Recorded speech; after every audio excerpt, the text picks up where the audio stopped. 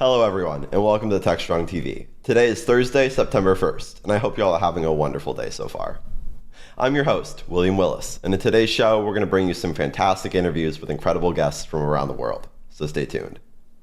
As always, I'm going to start off with our Techstrong News Recap, filling you in on the biggest tech headlines that are making waves.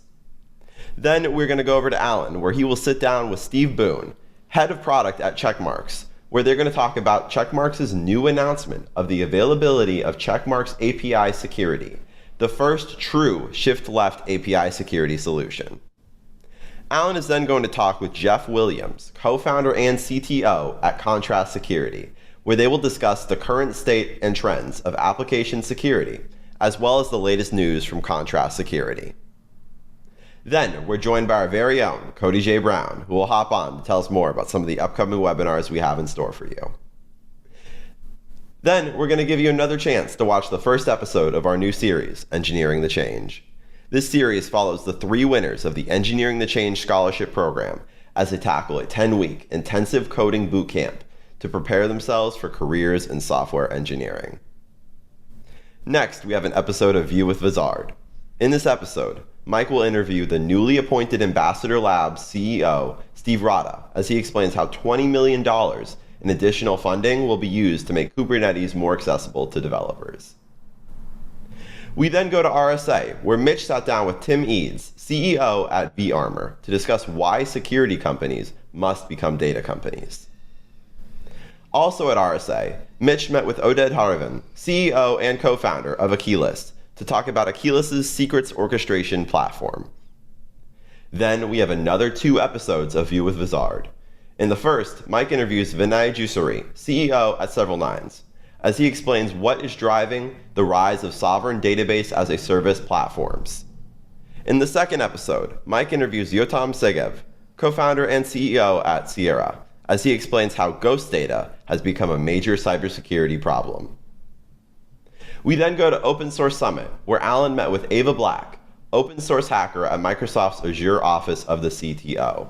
In this interview, Alan and Ava talked about the community codes of conduct, inclusivity, and how to build sustainable, diverse communities for the open source sector and beyond. Finally, we go back to RSA one last time, where Alan sat down with Bob Martin, Senior Principal Software and Supply Chain Assurance Engineer at MITRE, as the two talked about MITRE, supply chain security issues, and common vulnerabilities and exposures. That's what we have coming for you up on this episode of Techstrong TV. So without further ado, let's get the show started. Enjoy. DevOps.com is the #1 online destination for DevOps education and community building.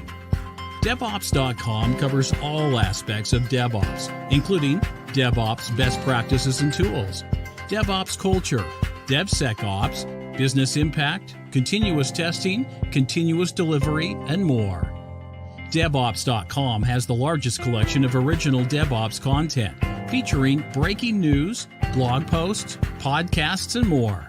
Visit www.devops.com to learn more. DevOps.com, where the world meets DevOps.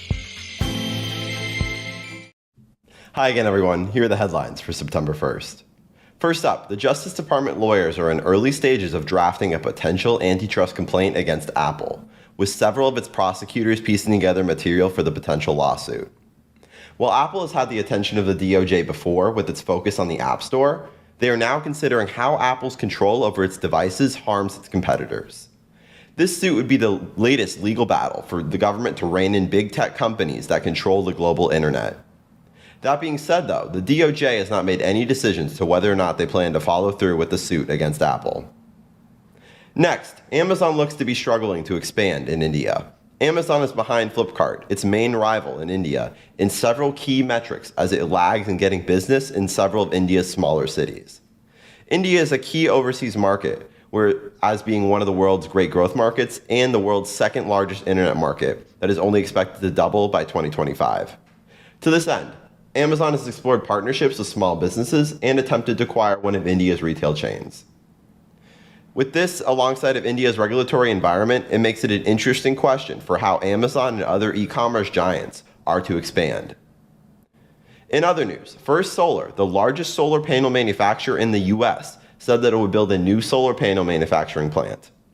It says it will invest up to $1 billion in the new factory, which it plans to build somewhere in the southeast of the U.S. First Solar cited the recently passed Inflation Reduction Act as a deciding factor for it to build a factory in the U.S. instead of looking elsewhere. This announcement comes as First Solar struggles to keep up with demand for solar panels that just doesn't seem to end. It is currently sold out through 2025, but with this new plant, the company hopes it will help keep up with demand. Next up, Snap has announced that it is planning to lay off approximately 20% of its workforce. According to Snap, it has been planning this layoffs for several weeks now. This news isn't that shocking though, as its stock price has lost nearly 80% of its value since the beginning of the year. Snap, like other tech companies, aggressively hired during the pandemic. However, Snap hasn't fared too well coming out of it, due to several factors such as recession fears, as well as Apple's crackdown of ad tracking.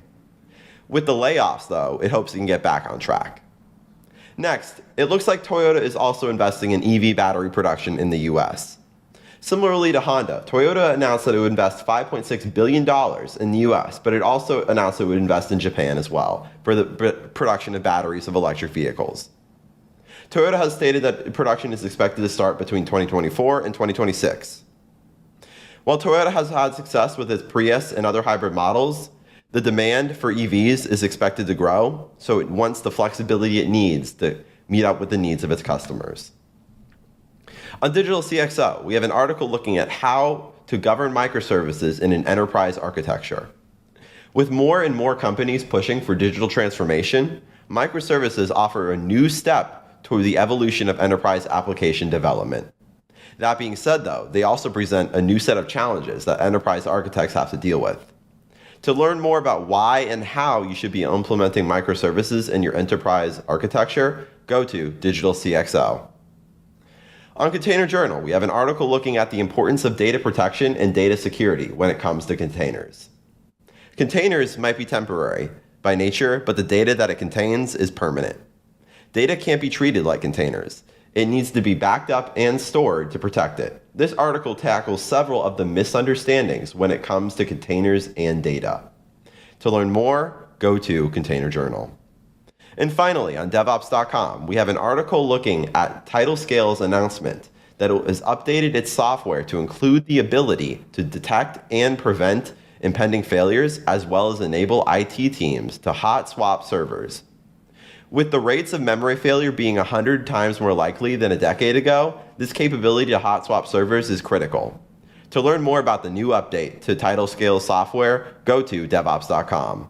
And that's what today's Techstrong News recap.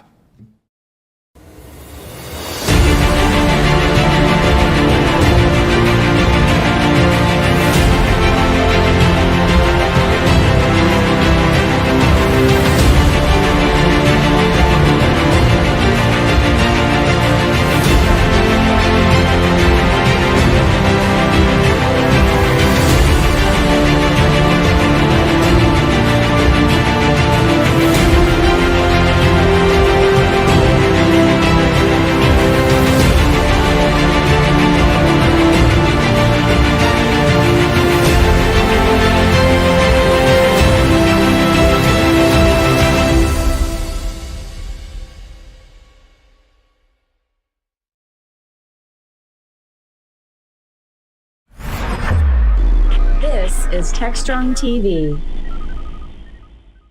Hey everyone, thanks for joining us here on another Techstrong TV interview. I'm really happy to welcome back to our show my friend Steve Boone. If you don't know Steve, he's with Checkmarks. And Steve, it's a pleasure to have you on again. Hope all is well with you. Everything's going great, Alan. Thank you so much for the opportunity. All right. Steve, for those households where you're not a household name, why don't you give our audience a little bit of your background? And while you're at it, you might as well give them the Checkmark story, I guess. Yeah, absolutely. No, yeah. So I started back probably with you a little while, probably at this point, what feels like a decade ago, when we were really cruising the DevOps market, focused on helping enterprises really automate continuous integration, continuous delivery, which got me into security and pretty heavily. And so, moved on over to join forces with Checkmarks. And since then, we've been really focusing on helping developers really pay more attention to how they can be more security minded and bring security focused solutions to them. I mean, that's the classic DevSecOps tale, right? Gotta like it, right? It's good. Yeah. Absolutely. And of course, Checkmarx. Look, Checkmarx has been around now. Geez, I'm going to guess it's probably closer to 12 years. Yeah, you're right on that. I think we were founded in 2006. I want to say so. Yeah, it's cruising along, and we've transformed a lot. We went from as essentially a SaaS company to really transforming ourselves into a platform player. Where we've got a number of different point solutions now. Where the idea being you can single click and scan across multiple engines. Yep. I mean, look, originally, well, the state of art in AppSec back then was SAST and DAST, right? Static and dynamic scans. Checkmarx actually has paved the way with several other, categories. And as you said, today offers a full range of scanning and security tools as they've expanded, which I guess brings us to today's news. Yeah, right. That was my segue, as we call it in the business, Steve. Why don't you share with our audience a little bit about the news? Yeah, absolutely. So hopefully everyone made it back from Black Hat successfully, and hopefully no worse for the wears, and no nasty viruses to bring back home to the family. We had a really big announcement out there around API security. So we just formally launched our API security offering. Which differentiated in a number of ways, but we're really again focused on helping developers put their organizations and their applications in a better what I'll call API security posture, right? Giving them visibility into all of the APIs that they know about, and really starting to be able to call out differences between documentation from what we see in the code, what we might have formally documented in, let's say, a Swagger file. And shedding light on some of those zombie and shadow APIs that we know are causing a lot of chaos for a number of organizations. Absolutely. It's interesting that you mentioned, we're helping developers with this. Because, the API security market is a market we've looked closely and covered closely at Techstrong for as long as, we've seen API security companies. And as you know, Steve, there have been several startups that are solely focused on API security. That's all they do. That's right. And that's typical usually of an early market, right? Where you'll get that, and some may say, well, that's a feature, not a product, right? And eventually, this gets brought in either through acquisition or in the case like a Checkmarx, developing your own into a wider offering, a platform, whatever you want to call it. But really what we've seen is the question of who's the customer in API security. Is it the security person who obviously is concerned about security, or is it the developer who oftentimes is making or building these API calls into the applications? Is it the ops guy who has to run these applications and really doesn't have a map, if you will, or an SBOM or something, right, of what APIs are in there and what he's actually hitting? And in many ways, this is the classic DevSecOps. Yeah, you're exactly right. There are a number of interested personas that all care about doing the right thing. But, I see it quite largely as who do we give the responsibility to solve the problem, right? So many folks are involved in identifying and alerting and letting us know, hey, we think trouble's in town. But ultimately, we give that challenge back to development, and we say, look, we need you to either fix these, right? Because at some point, as a security operations guy, I can just disable the API and be like, look, that's problematic. But we want to get that feature, especially if it's valuable endpoint, back up and running, and that's going to take a development cycle, right? What we've discovered is that when we're talking with our clients, the large majority of them, I think it's 46%, say that they have some formal process for documenting APIs, some. And out of those, only like 30-some% say that it's actually good coverage, that they actually have a good process and they can keep up with it. There's a lot of challenges, even for companies that are capable of documenting these APIs, they fall out of sync with what's actually running in production. And it's mostly because it's a challenging thing to go do. A lot of development teams now are solely assembled just to develop APIs. And just because you're a good, let's say, web app developer and you know good security practices around coding for web apps, those are a different set of challenges when you're trying to do secure coding for APIs. So the skill sets aren't completely one-to-one. And a lot of the, what I'll say, creative solutions that are out there today are primarily focused on production. They're looking at analyzing your network traffic, right? And they'll bring those findings back to you and say, hey, this looks like an attack on these APIs. Do you think it's an attack? Do you want to do something with this information? And largely, even if you were able to identify it as an attack, how do you take that little bit of network traffic data that you have and then find the appropriate development team in your global organization who can actually go and fix that? And so there's a disconnect between some of the solutions that are out there and what I think is like that true DevOps feedback cycle of being able to bring these results, shift it left, find the problems earlier in development so that you're not waiting in production to find out whether or not you're being attacked, right? To me, there's this idea of API protection and then really API security, like knowing and working and practicing the better coding skills to write and deliver more secure APIs. And that's largely where our focus is providing that visibility. We're starting at the code. So when we're scanning code, we're able to bring you full breadth of all the APIs. And with that, we can go and start talking about generating documentation or differences in documentation, but really help the developers know where the risks are. And if you were trying to put a security program together to say, hey, we want to prioritize and enrich our APIs in a security standpoint, this data around what you have, what's documented, what's internal, what's external is extremely valuable. Yeah, Steve, I'm listening to you here, and I like what I hear. Because to me, this is now sort of Gen 2 for API Sec. I think the first generation of API security tools was based on the premise you can't defend what you don't know, right? So they were very much about mapping out what APIs you had, right? At least let me give you a list of the API calls you're making. And that was better than what we had before, right? So it's valuable. Now it sounds like Checkmarx is saying, okay, here's the APIs that you have, API calls you're making, and now we're going to start documenting what APIs these are, what they do, how they work, how they're configured, what calls they're making, so that we can be smart about securing them. So it's not enough just to know they exist, but let me take it to the next step and tell you really a lot about them so that we can get smart about protecting them. Yeah, that's exactly right. And I think a lot of folks from, security operations teams say, look, even if I just had an understanding of what the whole landscape of our APIs looked like, right? That's a start. So you're back to your point, that idea around visibility.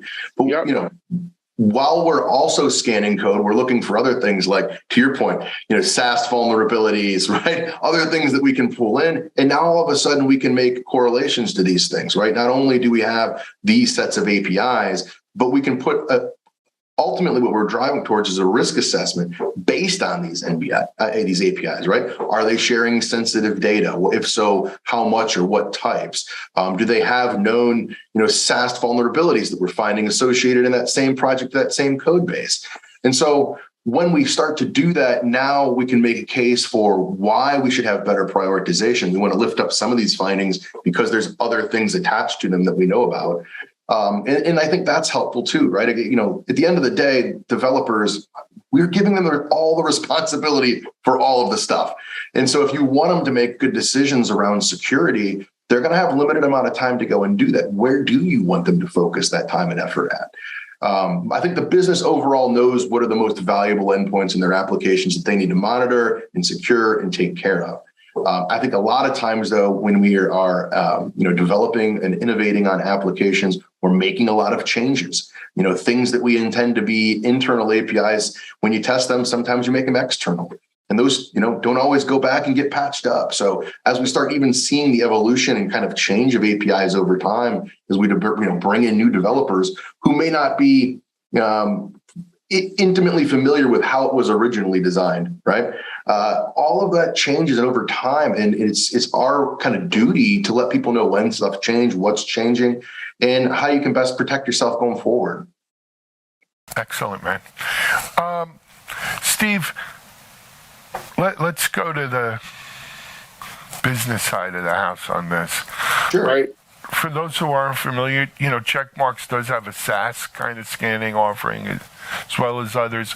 I know from talking to you and other Checkmarx folks in the past, a lot of times if you're an existing Checkmarx customer and you have, I guess it's the enterprise or whatever, the premium one, a lot of these new offerings are actually rolled up into it as part of it. They're just added in. Is that the I don't want to put pressure on you, but is that the case here? Is no, it's 100%. So earlier this year, we had the big announcement of our Checkmarx One platform, right. Which again, right, that's our SaaS platform where you've got all of our different engines that are a part of that. And with the goal there being that we can start to aggregate data and correlate it, right? We also had this announcements around Checkmarx Fusion, which is our correlation engine. And that's where the beauty of having this all in one place really starts to pay dividends, because we can look at your SaaS data next to, let's say, the data that we get from the API security engine or the data that we pull out of one of our other engines. And now all of a sudden, when we pull that together, we can start doing a couple of cool things, right? One, there's improved prioritization. We were kind of talking about that already. I'm seeing multiple engines across different hits. I can pull out the data and say, hey, this is more important and more risky than other things. But you also get the things that a lot of SaaS customers struggle with, which is just around, you get a lot of false positives. How do you reduce those false positives? And by, finding multiple hits across different engines, we can say, hey, we know for sure this is actually a thing, right? This isn't a false positive. We're getting this finding several times. And then I think the really cool thing that it does, if you have multiple engines today, especially across different vendors, your DAS solution might find, let's say, a SQL injection, and so might your SaaS. But now as a developer, I'm finding out about the same thing twice. And there's a lot of redundancy there. And it's like, I got to go and did we already fix this? I got to keep track of it in multiple places. And so just the idea of that we can consolidate those findings and say, hey, look, the SaaS thing we found over here and the DAS thing we found over here, those are the same thing. And so you're not going to have layers upon layers of just thousands of vulnerabilities overwhelming your development team. And so that's the beauty of the platform in a whole is the being able to look across all that data. And yes, that's exactly where if you were interested in learning about our API security scanning capabilities, you'd find that on our Checkmarx One platform. Excellent. And just to tie a bow on that, if people are interested in going to check out Checkmarx One platform, is it at the main checkmarx.com? That's CHECKMARX? You got it. Absolutely. And, feel out to reach out to me on social media or anywhere else too. We'd love to show folks around and answer any questions they might have. All right. Hey, Steve, I love it. I like to see, look, and let me just say a word. These vendors who have been out here, they're kind of one-trick ponies. API Sec is what they do. And I don't mean that in a bad way, right? These people kind of were the missionaries evangelizing the need for API Sec. But when we see a company like Checkmarx, and we see some of the other larger companies recently that have, recognized this as a market, as a problem, it's validation. Right, and it takes sometimes it takes the whole industry. Yeah, no, and that's the thing too. I think it's a very valid point. And we talk about some of these different more point solutions. API security is going to be a lot like application security in the sense that it's kind of a patchwork quilt. What I mean by that is, it's not one size fit all. You're going to need a little bit of different types of solutions to really get full coverage in that area. And yeah, you're going to want some runtime protection. You're going to need a good API gateway. But I think the thing that's largely overlooked and missing is this, well, how do we get it fixed? How do we make sure it doesn't happen again? I don't always want to be reactive. I want to be proactive about making APIs more secure. And I think that's where, Checkmarx has our best opportunity today. I agree with you, man. All right. Hey, Steve, we look forward to seeing you soon. Keep up the great work. Say hello to everyone at Checkmarks. Thanks for being on Techstrong TV. Thanks so much, Alan. Appreciate it as always, and hope to talk to you soon. All right, man. Bye-bye. We're going to take a break here on Techstrong. We'll be right back.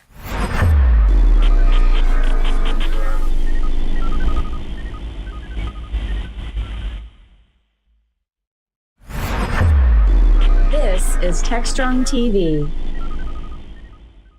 Hey everyone, welcome back here on Techstrong TV. I'm really happy to be joined by my friend Jeff Williams. We haven't had Jeff on in way too long. Probably because, you know what? At one time, Jeff was the single voice for Contrast Security, but as they've grown, so have their voices. And we've had Larry Marcheroni on many times and several of the other Contrast folks, but it's great to have Jeff back. Jeff, how are you? I'm good, Alan. It's good to see you again. It's good to see you. You know, Jeff, I take it for granted. People know who Jeff Williams are. They may not. Why don't we start that, Jeff? Give them a little bit of the Jeff Williams story. Yeah, sure. So I'm the CTO and co-founder at Contrast Security. We offer a AppSec platform that will support a whole AppSec program from development all the way through production. I've been in AppSec for over 20 years now. I helped to start OWASP. I was the global chair there for the first 10 years. I wrote the OWASP Top 10 and led a bunch of other open source projects that are pretty popular. And I worked as a consultant in AppSec for many years. So I had the privilege of working on some of the world's most critical applications and doing the security, doing both architecture as well as testing and pen testing and code review. So it's interesting to have that perspective. I've seen so many apps in so many different companies that I just feel like I really understand, the problems in our software. Absolutely. And that's great. Jeff, while we're at it, people may not be familiar with Contrast Security. We might as well give them a little of that too before we jump into what we want to talk about. Yeah. So, look, most of the tools in application security came out in the early 2000s. There's static analysis tools, dynamic analysis tools, web app firewalls. They're all kind of what I'd call outside-in tools. They operate without the full context of what's going on inside the running application. So we had a simple insight 8 years ago when we founded Contrast. We said, if we could get inside the running application, like an APM tool, like a New Relic or an App Dynamics for performance, but we'll do that same thing for security. We said we could be way more accurate. We could be a much more natural part of the software development process. So we can work at DevOps speed in context and provide really accurate data about whether you have vulnerabilities, whether you have library problems, or whether you're being attacked in production.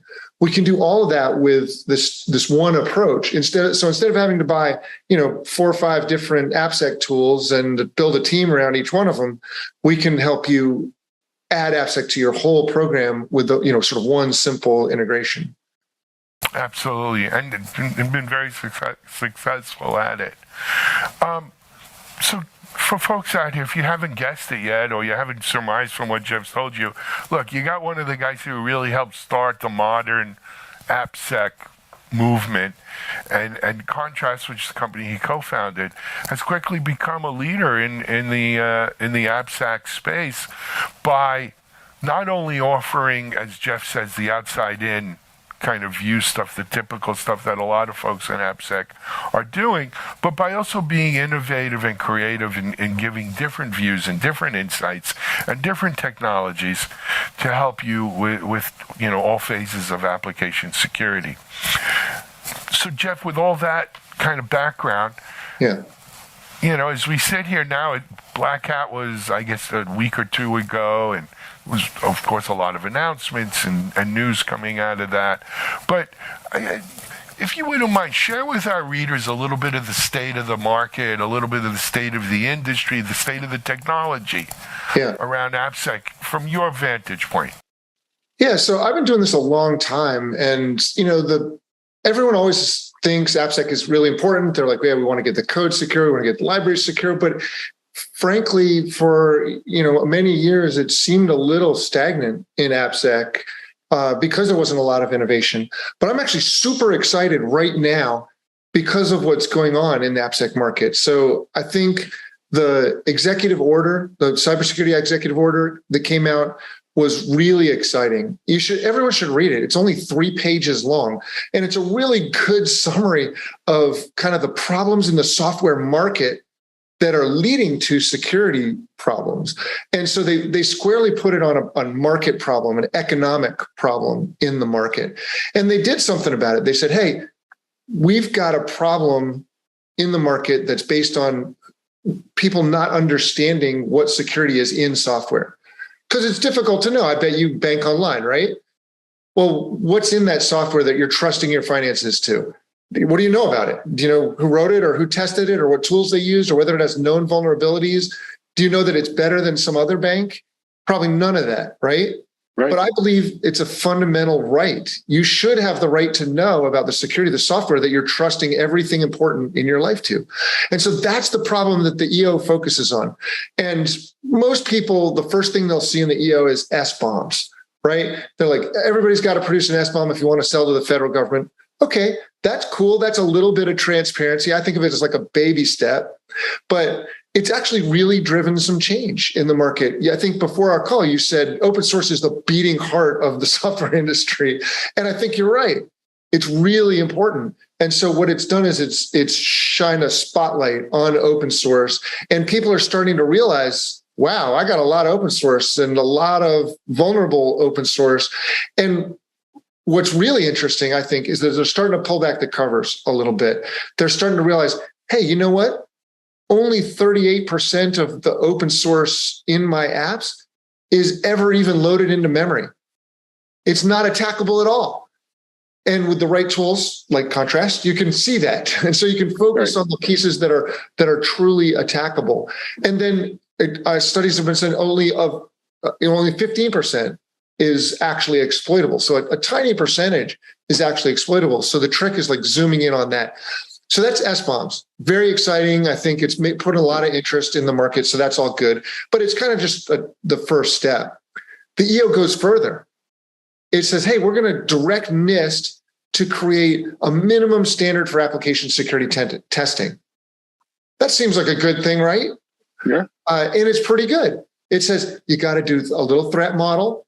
You got to test what defenses your threat model says you need to have. You got to produce evidence that you tested on, and you got to fix vulnerabilities that you found in the software.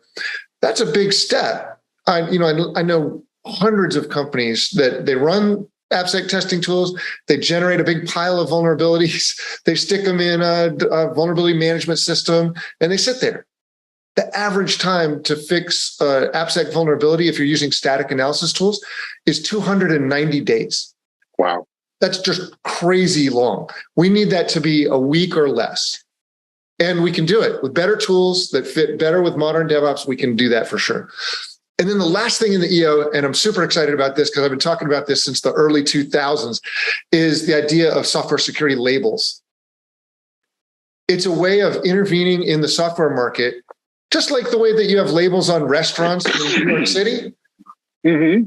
You don't want to go into something that's a C or a D, right? You go to restaurants that have an A on the window.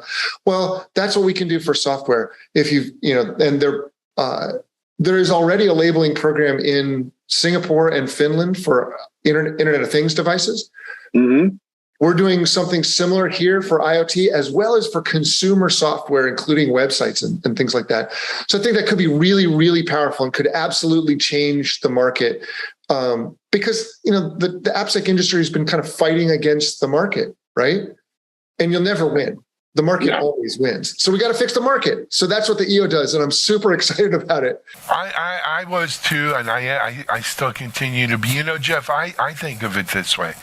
The SBOM stuff to me is sort of like the ingredients panel mandated for food, right?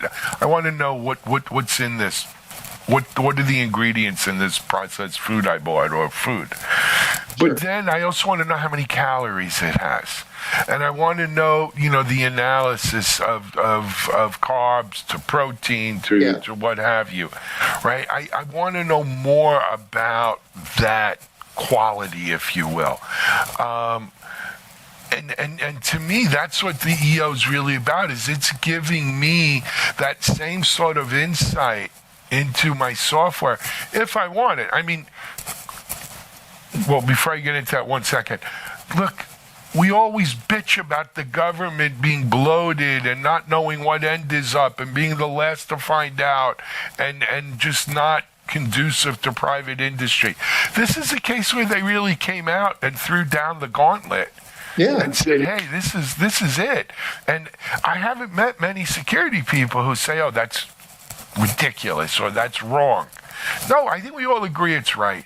I think the question is, though, where consumers love the idea of the ingredients list on their food. They love being able to say how much carbs and protein and so forth. They love that insight. They love that transparency. Are people going to embrace their software the same way? So here's the interesting thing about that. And I went back and studied a whole bunch of different labeling regimes over the years, including the FDA's nutrition facts label. And people did not like it when it came out. Mm-hmm. It was very poorly adopted. And it took 20 years for people to really start reading those labels. But here's the cool thing is it doesn't really matter, because almost instantly when they produce that, producers of food cleaned up their act. And so the initial impact of these labels is not on consumers, even though it looks like it's for consumers. The initial impact is actually on software producers who their lawyers are not going to let them go to market with something that says, like, you have critical vulnerabilities and, it's kind of like the label on cigarettes. And all that. This is going to kill you. Yeah, doesn't stop some people from buying them, but another story. But the problem with ingredients labels, another problem is that with software, the same list of ingredients could be used to make something that's fantastic software, and it could be a complete disaster from a security perspective. So just because you have the SBOM doesn't really tell you anything about whether it has to be more than the SBOM. So that's right. It has to be more, and that's what we're pushing for. So we'll get there. Cool. Talk to us a little. What else from where you're sitting in way of AppSec? Well, so I think that's going to affect everybody. I think everybody's going to be pushed towards more transparency around their AppSec programs. I think companies should start now. They should start, thinking about how they would tell the world about their AppSec program. And if they're ashamed of it, then they should take steps to fix it, because pretty soon they're going to be forced to disclose a lot more about how they build software. So they kind of got to get ready. Okay. I'd like to talk about API security a little bit. There's some new companies in the market related to API security. It's something that we do really well at Contrast. And it's interesting because I think the traditional approaches to AppSec don't work that well on APIs, like SAST, DAST, and WAF. They're not great at it because APIs are more complicated. The protocols are more complicated. The frameworks are more complicated. And so the outside-in approach doesn't really work as well. So I encourage folks to kind of look under the covers at the API security tools. And if they're just repackaging like a DAST and a WAF, which is what a bunch of them do, right? They're like a gateway, and they package in sort of a WAF and a DAST in a gateway. And they say, hey, we'll test your APIs if you give us your open API spec or whatever. It's pretty weak approach. And I really think what you want is you want to make sure that you've got great API testing. You want to make sure it can test the libraries in your APIs. You want to make sure that it can protect your APIs from being attacked. And kind of those capabilities are something that, the contrast technology that we work inside out on really, really help with. Absolutely. So I think there'll be a lot of action in that space for a while, because more than half of the applications that we monitor and protect, that's, hundreds of thousands of apps and APIs, more than half of them are APIs. Most modern apps are like APIs on the server side and rich client stuff in the browser. And so you really got to get your game straight on API security. I think there's a lot of work needs to be done there, Jeff, because I think most organizations haven't even hit the threshold of knowing what it is they have before they can even talk about, is it secure, protected, whatever. Yeah. They don't even have a list of APIs, the shadow APIs. There's all kinds of stuff. I've been thinking about that recently because a lot of people really they want to focus on inventory and discovery, and it is important. But my concern is that if you order things like, well, first I got to get an inventory, and then I'm going to go start worrying about securing things, you'll never finish the inventory. Right. It's constantly changing. So I really think of it as more like you really need 3 parallel threads, and you should start them all running. One is inventory, and you should be continuously deploying technology to make sure that when new things get pushed out, you bring them into the inventory and they become part of the program. Even low code and no code stuff. Like you want to make sure you're yeah. Oh, absolutely. There's too much of that out there not to anymore. So that's one thread. But at the same time, you have to have a thread going that says, hey, for everything that I know about in my inventory, I'm going to do some security testing on it. And you can't wait or else you'll never get there. And then the last leg of the stool is runtime protection. If you're deploying apps and APIs without runtime protection these days, you're nuts. There's too many 0 days. There's too many new vulnerabilities in your custom code. You need to have that runtime protection to help make that stuff unexploitable. And I'll give you a quick story. That's really like the only way that the security industry has ever really made progress is by strengthening platforms. You talk about training developers and, doing testing and all that. Like that's treating the symptoms. But if you want to really eliminate whole classes of vulnerabilities, then you need to make the platform stronger so that those vulnerabilities are impossible to create or impossible to exploit. And that's what runtime protection does. And it's very much like what happened in buffer overflows and kernel exploits back in the early 2000s. We had kernel exploits all the time. You remember? Yeah, I do. Well, we introduced new technologies, particularly ASLR and DEP. Yep. Data execution prevention. And those technologies changed the game, made it much harder to exploit those vulnerabilities. And the kernel exploits went down. We don't hear about them very much anymore because of that. That's what runtime protection does for the application layer. That's what it does for your web apps and your web APIs. It makes those vulnerabilities, which are going to be there. There's going to be another one probably tomorrow in some library that everybody uses. But, our customers through Log4Shell and Spring4Shell, they were all safe. Yeah. We didn't have to deploy a new rule. We protected against the fundamental classes of vulnerabilities. Expression language injection, unsafe deserialization. Those are the flaws that those attacks target. And we make those very difficult to exploit, if not impossible. And so it's just cover. So you can go back and fix those libraries. It just gives you time to breathe and not have to have a fire drill. Agreed. Jeff, I know we had one or two other things I wanted to hit, but we're already over time, I'm afraid. So I'm going to need you to come back on. I mean, we try to keep these to 15 minutes. I think we're closer to 25 already. Sorry about that. It's okay. We're talking shop. Yeah. Do me a favor. Maybe I'll have our people talk to your folks. Let's get you on in the next week or so, because I want to continue this conversation. Just way of blatant plugging. This is really important to me. We have, I think it's September 13th, AppSec API Sec virtual event. Larry Moncheroni from Contrast will be one of our keynote speakers. I think he's first thing in the morning, actually. He's the first speaker out of the shoot. He's a great speaker. You got to listen to him. He's fantastic. Check it out. Jeff, but I'd like to have you before then to do another interview. We can continue what's going on in the AppSec world. I think let's talk about our free offering, our CodeSec tool. Do it quick. Go ahead. No, I was going to say next time we can talk about that. All right. We'll come check out CodeSec. It's free and awesome for everybody. Static analysis, SCA, and serverless analysis. You can find it on our website.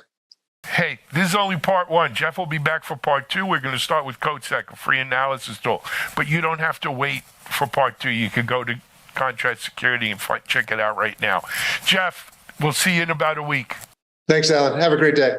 All right, Jeff Williams, Contrast Security. We're going to take a break here on Techstrong. We'll be right back.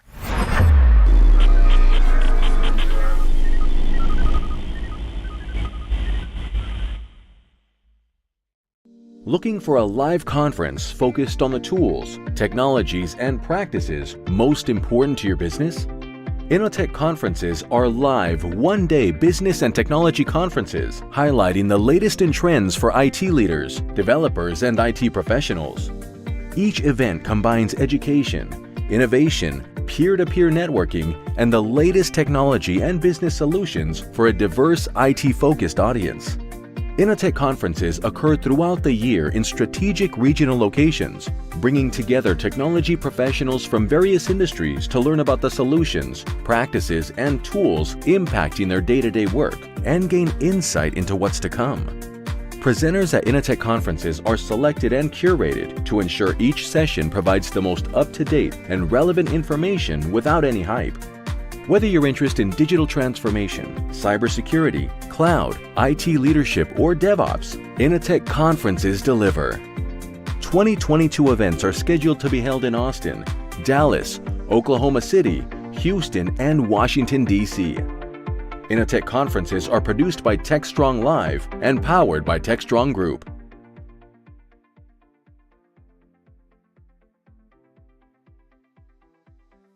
Hey everybody, happy Thursday. Cody J. Brown here with some upcoming programs here at Techstrong Learning.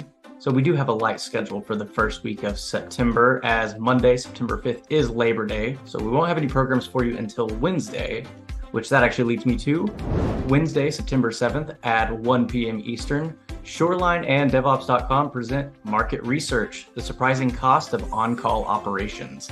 Now, this program will reveal some surprising data on the cost of on-call, its biggest drivers, and key recommendations for reducing costs while also improving the customer experience. The following day, on Thursday, September 8th at 1 p.m. Eastern, AWS, Aqua Security, and Container Journal bring you Security and Assurance for AWS Fargate Containers. This how-to session will cover how DevOps teams can more easily automate and take advantage of AWS Fargate services to speed the delivery cycle and ensure proper security and risk management. And right after that program at 3 p.m. Eastern, hosted on ContainerJournal.com, Fairwinds has a presentation and demo titled Open Source Project Goldilocks, How to Right-Size Kubernetes. The practices we will go over will help you optimize your resources and manage your Kubernetes cost. So that's all I've got for you right now, but we do always have plenty of upcoming and on-demand programs here for you at Techstrong Learning. Have a great weekend, everyone. The Engineering the Change Scholarship Program offers a life-changing opportunity for a winner from an underrepresented community to change their lives by becoming a full-stack software developer. The background that you might see that it's a weakness, it's a strength in this field because everyone is constantly looking for people that are going to bring new ideas. It's an intense 12-week course that is not for the timid. For real, who's mastering this right now? Because I sure am not. So you guys are badass. Like as a class, you guys are crushing it. You've got to be dedicated. You've got to be ready to do it. Your life has to be ready for it. Follow us as we go through this cohort's Engineering the Change winner on their journey to becoming full-stack engineers. Welcome! Say with great power comes great responsibility.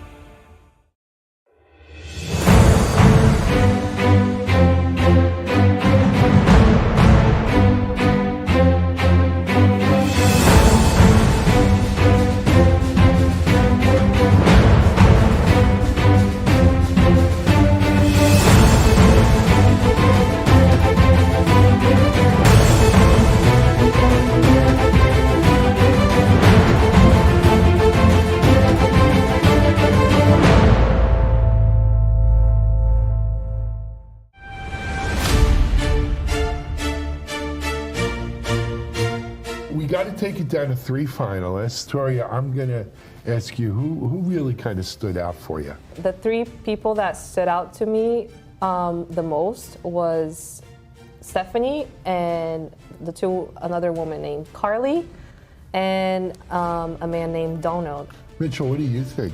Yeah, I think I agree. Actually, I think those are 3 great candidates, and I mean, you know very well, right, what it takes to go through this process. Look, I still love good written and oral skills. I like people who can speak well. I like people who really can write well. All right. And I'm going to tell you something. To your point about Stephanie, is it Stephanie Sanchez? Yeah, Stephanie Sanchez. Her essay was one of the best essays I've ever read in the 3 or 4 times we've done this. Yeah. Okay. And bring her into the golden buzzer. Right? So, she's in. Yeah. The two other people you mentioned, to me, Carly epitomizes why we do this. Yeah. She said something like, her brothers could do it, why couldn't she? Mm-hmm. Right? Wasn't that in the essay? Yeah. That's something that stuck with me, especially as a woman. Yeah. Because I think that for her, she was like, if they can do it and there's not enough women in tech, like she was like, I can do it too. And I love that.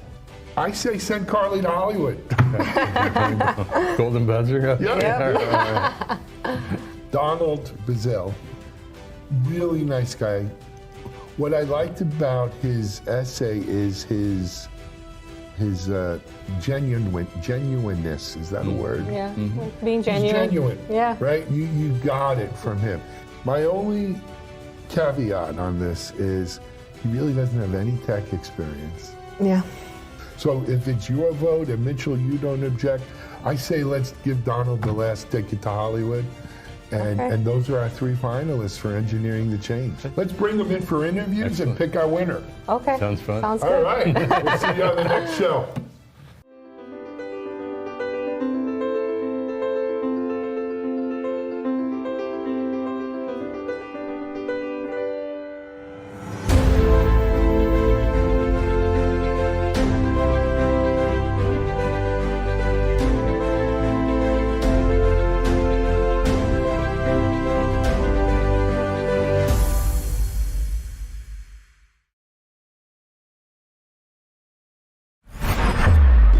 This is Techstrong TV. Guys, thanks for the throw. We're here with Steve Rhoda, who's the newly appointed CEO for Ambassador Labs, and they just received $20 million in additional funding. Steve, welcome to the show. Hi, Michael. I don't think a lot of people know Ambassador Labs. It's not quite a household name just yet, but what attracted you to the company, and where do you think is going to be the opportunity around this whole Kubernetes space? Yeah, so I mean, I've been a developer my whole life. I started coding at 8 years old, and my dad's 286, so that probably dates me a little bit. But I've long since wanted to make software development easier, more attainable, like quicker, faster. I've been just passionate about developer-based products and things to help speed that up. So that's what drew me. Obviously, Kubernetes is huge. It's getting, bigger by the minute, it seems. And with that, the complexities and, that go all around it are exploding as well. So the fact that, came across Ambassador looking to solve those problems, and simplify those things for the Kubernetes developer's life is really what brought me here. So, yeah. Yeah. And the $20 million is coming from where, and what's it going to be allocated towards? Yeah, it's mostly from Insight Venture Partners. They're the ones who led the round, it's doubling down on our success thus far. We have 2 products, EdgeStack and Telepresence. EdgeStack's an API gateway, so continued development on there. And Telepresence is, the thing that I think is really differentiates the company as a whole and will lead to the future of Kubernetes kind of development. I think it'll revolutionize kind of how we test and deploy things. So doubling down on Telepresence as well and making sure it gets the investment that it needs. And then look, we're not a household name yet, but in order to do that, you got to invest in marketing and the company as a whole, and overall build out some of the plumbing and things like that. Now that we know we have product market fit and can be successful in the space. It seems like finally there's a lot more focus on developers and Kubernetes, and especially productivity. It's taken a while to get to this point. So where do you think we are? And are developers starting to make the shift to Kubernetes? Because we've been talking about the platform for a while, but the developer community kind of slow to come around. Yeah, it's it's an interesting question. It's one obviously we talk about every day here at Ambassador, right? That who's actually making the Kubernetes decision? Is it the developers? Is it what used to be DevOps, the switch to GitOps, like putting all of the kind of ops all on the development side of things? Like who's leading the charges for all those kinds of trends, which I think will ultimately push the desire to have Kubernetes-based environments out there. So everything we see in the market is it's trending that way, and we think that's gonna bring a whole new set of challenges to developers that our tooling can help fix and really kind of accelerate the developers' kind of life on Kubernetes and hopefully minimize that impact of maintaining kind of the full stack, if you will. Do you think developers are somewhat still intimidated by Kubernetes? And part of the issue is it takes a while to set up the whole environment. So by the time they have an idea, then they think about what's involved in the setup and they decide to go do something else. Yeah, I think absolutely it's intimidating, but production environments, dev environments, operations, IT, these things are has been an issue and like friction points from the dawn of software, right? And so I like to call it like kind of managing to the pendulum, right? Like, I remember when we would work straight on production and a lot of like mission critical systems, I won't name any of them, and then test kind of the impact of what would happen throughout. And for better or worse, it was faster way to develop type of things, but led to all kinds of security challenges and, everything else amongst it. Like Kubernetes kind of puts you, in a place where you can simulate those environments without obviously having to cause those problems. And we see like the largest companies that we have having 2 or 3 full scale kind of deployments that they have internally that they're testing to. Now, in the largest companies, which is typically the ones that we're talking to that do have more mature Kubernetes deployments, we don't see everybody hosting the entire environments on their development machine, which you can do if you're a smaller type of company or smaller type of application that you're building. But if you tried to do some of these larger ones that we're working with, your machine would literally catch on fire. So, and we actually had a customer say that. So, building tooling that helps you kind of connect into remote environments, helps the developer kind of have, the freedom and the power to change those environments and then, watch what the impact is before it all gets deployed out there. Those are all the things that I think is going to help speed up that loop, down the road and get it from end to end, but it is still early days. And if you can run it on your machine, it makes a lot of sense. Outside of that, you need more advanced tooling to help make sense of it all. We hear a lot about the shift left and full stack. And I guess my question to you is, do you think that developers are going to run things end to end completely, or are we looking for some sort of medium where the ops side of the house can lean more to the left a little bit, but the developers don't have the time to run everything themselves or even the desire? We had kind of a sales training this week, and somebody asked the question like, why are we shifting left? And my answer to it was like, well, we're shifting left because we're on the right now.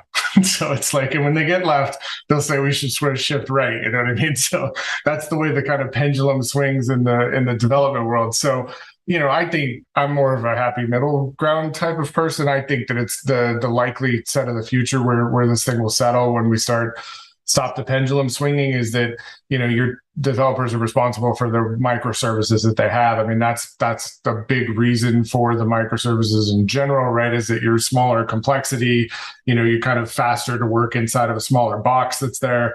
So developers being responsible for, one microservice or one small tiny piece of the application is probably where we're headed in my book. I mean, I don't have a crystal ball, but that's what I would think. And then, operations teams and that type of stuff are going to be in charge of the whole architecture, how they all fit together, and the ultimate deployment and security of those types of things. So I think that's where we'll settle, this kind of concept that developers are going to do everything throughout and can do like 4 jobs, before when they were doing one, I don't think is likely.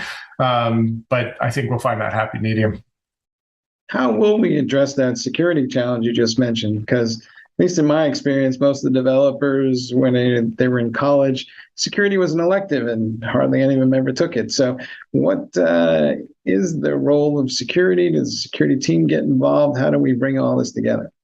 Yeah, security and documentation, right? Those are the two electives that folks generally don't do that much in college. So look, I think there are some things that do need to shift left and should be left as early on. And two things, people are understanding security needs to be first and foremost these days. I think that's a good trend that should stay and is important for developers to know from the beginning. And how do developers know things from the beginning? Well, you bake it in from the start, like whatever story you're working on or whatever the case is, those kind of requirements have to be involved in the development from earlier on. So the sooner those things can get involved and better from a security perspective. The other thing is just design and complexity. This is something I think is a major problem that's kind of gone away with, shifting left and shifting right too, is people and agile in general, as people have kind of forgotten about the big picture, right? Like, so what does the overall architecture look like? How does it interplay with each other? What are the dependency maps that kind of go through those like concepts that, we did 20 some odd years ago, but through the kind of push to go faster and faster may have dropped off. And so I think, the answer to those things are, you need to start that before you start developing, and kind of go back to some of those practices will help us shift left. All right. Well, let's just imagine, if you would, for a moment, that you have been appointed king of all things Kubernetes for a day. What's that one thing you wish they would all kind of focus on and fix and make the developer's life a little easier? That's a great question. So I think for us in terms of developing, it's what is the Kubernetes happy path? Anytime you're dealing in amounts of configuration and kind of an ambiguous sort of like do whatever you want with it type of deployments, it creates challenges that are, unforeseen, especially when you're trying to roll out to multiple customers. So I would think, not locking it down, but at least defining what the happy path is a little bit more for, Kubernetes and those types of deployments would be helpful. All right. Hey, Steve, congratulations on the new role and the funding. Yeah. Thank you very much, Michael. Appreciate the time. And thanks for being on the show and sharing your knowledge and insights. Absolutely. All right. Back to you guys in the studio.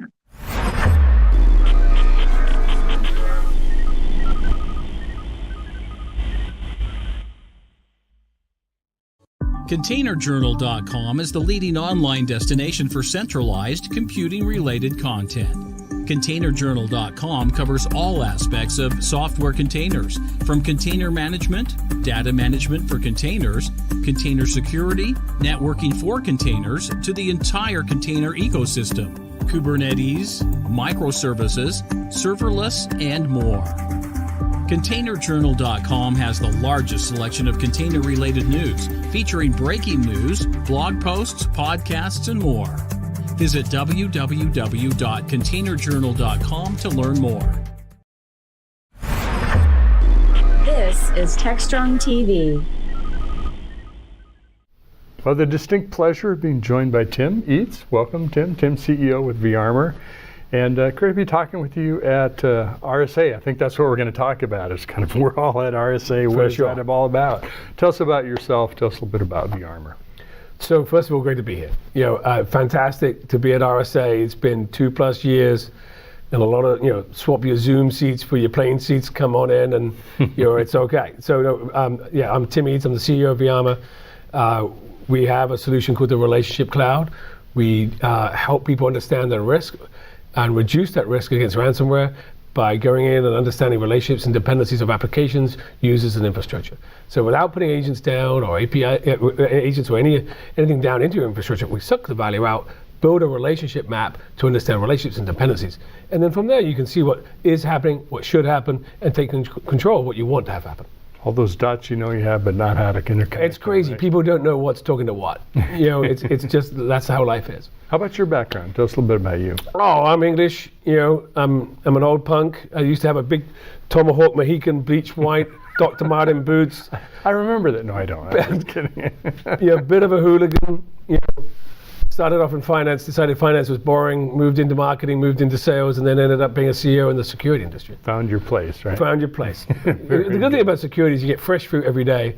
And as I've got older, it's my third company, you have a real opportunity to pass on and mentor other people. Mm-hmm. So I'm a big believer in leaning in and mentoring and building a community about trying to make this enterprise the enterprise is more secure, the country's more secure, and ultimately the end user is more secure. Well, Tim, it's great to be back together. We're all kind of crave that being around other people again instead of just on the other side of the Zoom screen. And, I think the theme, what I hear from multiple people is, yeah, it's about being together, but we have to work together in new and different ways. We've got to up our game for security because it's not getting easier, it's not getting better. Everyone else is getting more sophisticated, and we aren't going to do it on our own. And we've got to band together. We've got to pull together as a real community. Yeah, I honestly, I can't agree more. If you look at the world, the situation in the Ukraine, the strain that's put on the whole world, the political system, the rise of attacks, the rise of ransomware attacks, the mission has never been clearer. And the requirement for the community to work together has never been clearer. It's great. I was with Jen Easterly this week. She's talking about more and more public and private collaboration for that community to really lean in. So we're seeing that from the administration. But it's good to be back here, and the mission isn't lost. It was hard to do it over Zoom, to feel the same way, and the passion. But the mission to secure the enterprises, the countries, and the users, still there. Mm. And it's just great to be among people who share your same passion. Sometimes that disruption causes you to reconnect and engage further, lean in, like totally. The term you're talking about. Well, tell us about, I'm really curious about vArmor. You talk a lot about relationships. And I'm an old data guy, right? So sure. And that always goes back to relationships and data that we're protecting and data obviously that you're collecting. Yeah. But it's, putting the dots together, connecting those dots is more than just the lines. It's the context of how 100%. Those things fit together and why. Yeah, I mean, so 10, 12 years ago, you talked a lot about application security, right? 5 years ago, 7 years ago, you talked about workload security, container security, really. But over the next 5 or 10 years, you're going to talk about data security. Data security is going to come in a whole bunch of different ways. Data at rest, data in use, data in motion, all that kind of stuff. But also data flows and how things are supported by the application. So we believe relationships matter, right? So relationships, workload A talks to B, talks to C, talks to D. You move B to the cloud, A, C, and D break. Unless you didn't understand it. If B gets compromised, A, C, and D are infected. So, those relationships and those dependencies are tremendously important, particularly as you weave in users and everything else to it. But then as you move forward, data dependency and data relationships become in place because data is more distributed than ever before. So as data moves out of a Snowflake or a Hadoop cluster into an app to serve it, to provide its function, you need to understand its lineage and how it flows. So we're big believers in relationships matter. RSA is all about that, obviously, because you can build a community. But it's how our product is designed and how our customers use it is because you do need data to understand relationships. You do need to understand data dependencies, and that will move into data for sure. Too, it's all over the organization. In my view, there's no such thing as IT anymore. I mean, calling IT is kind of about 20 years past due getting rid of that term because a large percentage in some organizations is the majority of the technology investment, technology spend is happening in marketing and business units and all over the company. And then we do acquisitions and mergers and things really get mixed up. And thinking about that interconnection of data, how it's used, where it can break, how we secure it across that fabric that's in motion in some ways. Yeah. It's not a static thing. It might be static for the point in time you look at it, but by the time you've turned away and looked at something else, it's probably already changed. And incredibly hard for the security organization to look after, right? I mean, because you need to understand what is happening in your environment, difficult to do across all those business units and mergers and acquisitions that you just talked about. Then you need to look at what should happen, mapping that to policy. Should these things even have a relationship? mapping that to policy at scale, and then turning around and say, actually, now I want to take control. Very difficult. So the security organizations, where to your point, you're right. There's so much power, and particularly through digital transformation, has gone to the consumer business units. I'm going to the cloud, like it or not, and it's all changing. But the security organizations, trying to stay out of the headlines, right? And so they've got to make sure they can see what is happening, and trying to do that in a simple way, because everybody's under cost constraints. Over the next 2 years, operational excellence, for the security teams, is going to be another topic that we'll be talking about. Mm-hmm. Yeah, it's a bit of kind of the whack-a-mole, right? You can't control it all, truly control it. Right. It's changing out from under you. So at the same time, you need a way of understanding what it is, where it is, what's happening. Yeah, and proximity to a problem, right? Mm-hmm. So, I mean, if you actually understood relationships, you can say what application, which workload is behind a firewall, which one is not. So then you can work out your prioritization of patching and things like that. If it's all just straight logs and static information, you don't know what's talking to what in the frequency and the volume of those communications. I want to explore more. Tell us more about, so once you have that kind of information, once you've got that interconnection of relationships and how those things are tied together, what can you do? What should you do? Well, loads of things. I'll give you a great example. We work with a very large Fortune 500 retailer, and they're across everything, right? So they have CrowdStrike, they have Splunk, they have Azure, they have AWS. They're like Frankenstein, right? Everybody has a little bit of everything. So you circle the value out, and you can see all the relationships, all dependencies. We see things like a Toshiba print server waking up every day and go like, does anybody want to print? Touching every single thing. The CMDB, in this case it was a Cherwell CMDB that was out of date, and there's these things marked in the CMDB that was like marked that they're already decommissioned, but they were still communicating. So you talk to them and you say, hey, these are still communicating. They're like, yeah, let me go check. They come back, that's our SAP estate. Don't turn that off. It ships garments all over the world. I mean, so the insight that you can get by actually understanding it, and particularly in the modern world, at some point you have a container, and the other point you have a mainframe, and these all things kind of interact in some way, and certainly have a dependency. You can do many more. You can reduce your risk. You can lock things down, but your organization has much more insight what it should be doing. Making informed decisions, right? Yeah. Before I shut down the before I shut down the SAP service, maybe I should make sure that that's not the right thing to do. Update your LinkedIn profile. Yeah. Get out on. Get ready for Congress, because you're going to be in front of Congress. Right. Exactly. That's harsh. We're having fun here.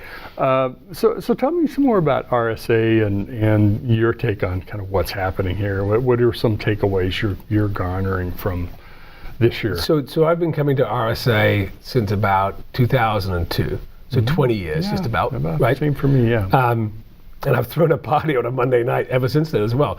The fun thing about RSA this year in particular is everybody's back. I mean, I was at the Goldman Sachs party on Monday night at the press club, and my friend Ward runs the IB stuff there. I'm like, Ward, are you normally this popular? And he was like, yeah, it's crazy busy. It's just packed. And it's like, it's nice to see people back. They're engaging and they're leaning in and they want to solve problems, and it's, but at every single event that I've been at over the last 2 days now, 2.5 days, I guess, it's just slammed. You can't get in a restaurant or can't get in a restaurant. Get a table. Yeah, you can't get in a restaurant, can't get anything anywhere. It's crazy. So a couple of themes of RSA you can kind of pick out. Zero trust is one. Sure. Application security, API security. Yeah. Things like, what's sort of a VMware take on those topics? How does that fit with you? Yeah, we're big fans of zero trust. I mean, every time Biden comes out and says we need zero trust, it creates conversations with customers, but also it starts to solve problems for them. So the way we look at zero trust is kind of like there's two parts to zero trust. Like outside in, people like Zscaler do an amazing job of that, and we love Jay Shardery and the people over there. But also, we do it from the inside out, and you should do both in order to secure the enterprise. So we actually can see the reality of what actually is going on between applications and workloads and data flows and everything else, and map that across your estate. So you need to understand that in order to really understand zero trust.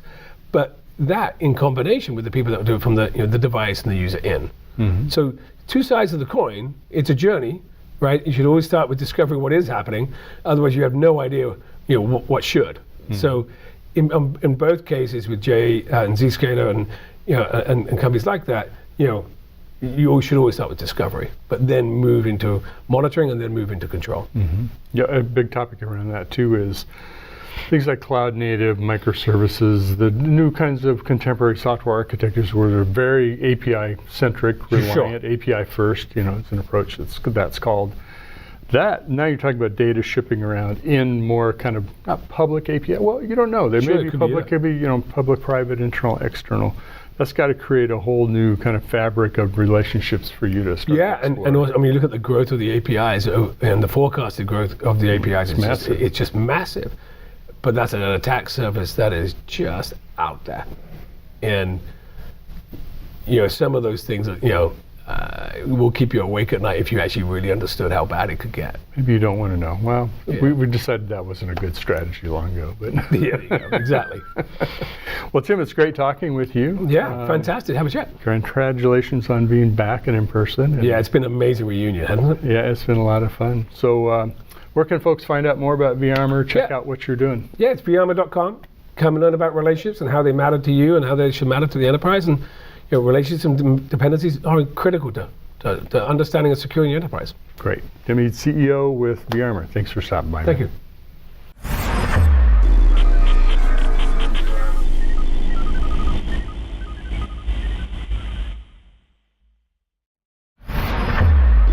This is Techstrong TV. I have the great pleasure of being joined by Oded Hareven, who is with Achilles. Thank you so much. CEO, right? Is it confusing, all those names, isn't it? I like it. I think it's a cool name. Well, thank you so much. Yeah, the Achilles name is actually a good story to begin with, if you'd like. Well, let's start with you. Tell us a little bit about you and your background, and you can tell us a lot about Achilles. So I started my time with cybersecurity around 20 years ago in the Israeli Defense Forces. Started as a programmer and later as an architect, mainly for identity and access management. That's my field, basically. Been there as an officer for 8 years for several sections and teams, and then later I went to work for CA Technologies. So I've done a lot of pre-sales, post-sales, professional services in the Israeli market, basically lots of SSO, IDMs, mostly cybersecurity. After that, a tenure of 5 years at CA, I took some time off from enterprise software security. So I went to become the director of product for a company named MoveIt. That was in the public transportation field. It's a consumer app, basically. We were competing with Google Transit. I left that in 2018 when that was like 800 million users around the world. That was great. And that's it. This is where we started Achilles. So that was around 2018. Very cool. Excellent. Well, you've obviously been in the identity management space for for me, it's a comeback. For me, it's a comeback, and I like it a lot because just those 4 or 5 years when I've done some consumer business, that was for me a good time where the cloud have shifted very strongly, obviously, right? Well, that's what I want to get into because identity management 20 years ago is much different than, it's an evolution. Yeah, where definitely. It is today. Yeah. Tell us about Achilles, what you do, a little bit about the company. So Achilles is a secrets orchestration platform built to manage secrets, which are credentials, certificates, and keys, right? Especially made to protect those secrets within DevOps applications, workloads, basically that communicates with each other. So DevOps environments and platforms, DevOps teams themselves, all of those objects within those environments, specifically for hybrid and multi-cloud operations. So this means obviously that we have lots of different use cases around it, right? Secrets as they're being used. In those kind of scripts and platforms, etc., there's a great phenomenon of sprawl of those secrets, right? Within those platforms, within the source code, there's a very famous known compromise of credentials within source codes, right? With GitLab and GitHub, etc. We see that now and often. So basically, all of those locations are using Achilles by fetching those credentials and certificates in runtime, Kubernetes clusters, the scripts themselves, Jenkins, CI/CD, etc. And yeah, basically we provide plugins for that, and those are using it on runtime, so that we are eliminating all of those different secrets and keys and credentials from those environments. So this is how we protect it. So it's easy to set that up, and then once and putting credentials where they shouldn't go, but then after that, trying to manage it and keep it up to date, more or less secure. Yeah, well, definitely. You know, back then it was more around human interaction, right? More of a privileged access. But today, what we were seeing, especially in the last 7 years or so, you have, well, once you've had more employees than servers, right? And then something happened in the last 10 years, obviously, that you have more machines than employees. And distribution of all of that, of where that's happening, right? Not inside my data center, you know, in Houston, Texas, or wherever. Multiple environments, right? So the hybrid is here to stay, as everyone says, right? It's totally true. So once you've had your own on-prem perimeter, so you said, okay, if I have credentials, it's within my on-prem air gap network or whatever. But then today, you cannot say it any longer. Are we talking about human identity? We're talking about machine to machine. We're talking about API. What level of identity management are you talking about? Good question. So what we're basically aiming and started, and this is our bread and butter offering, is the classic secrets management, which is definitely concentrating with or focusing on the machine identities for that sense. So when certain application needs to communicate with each other, they require API keys, they require database credentials, they require those kind of objects, and even SSH keys for that sense. But they're all applications to applications connectivity. With humans, what happened basically in the last year or so is that customers have told us, listen, you're doing that so great.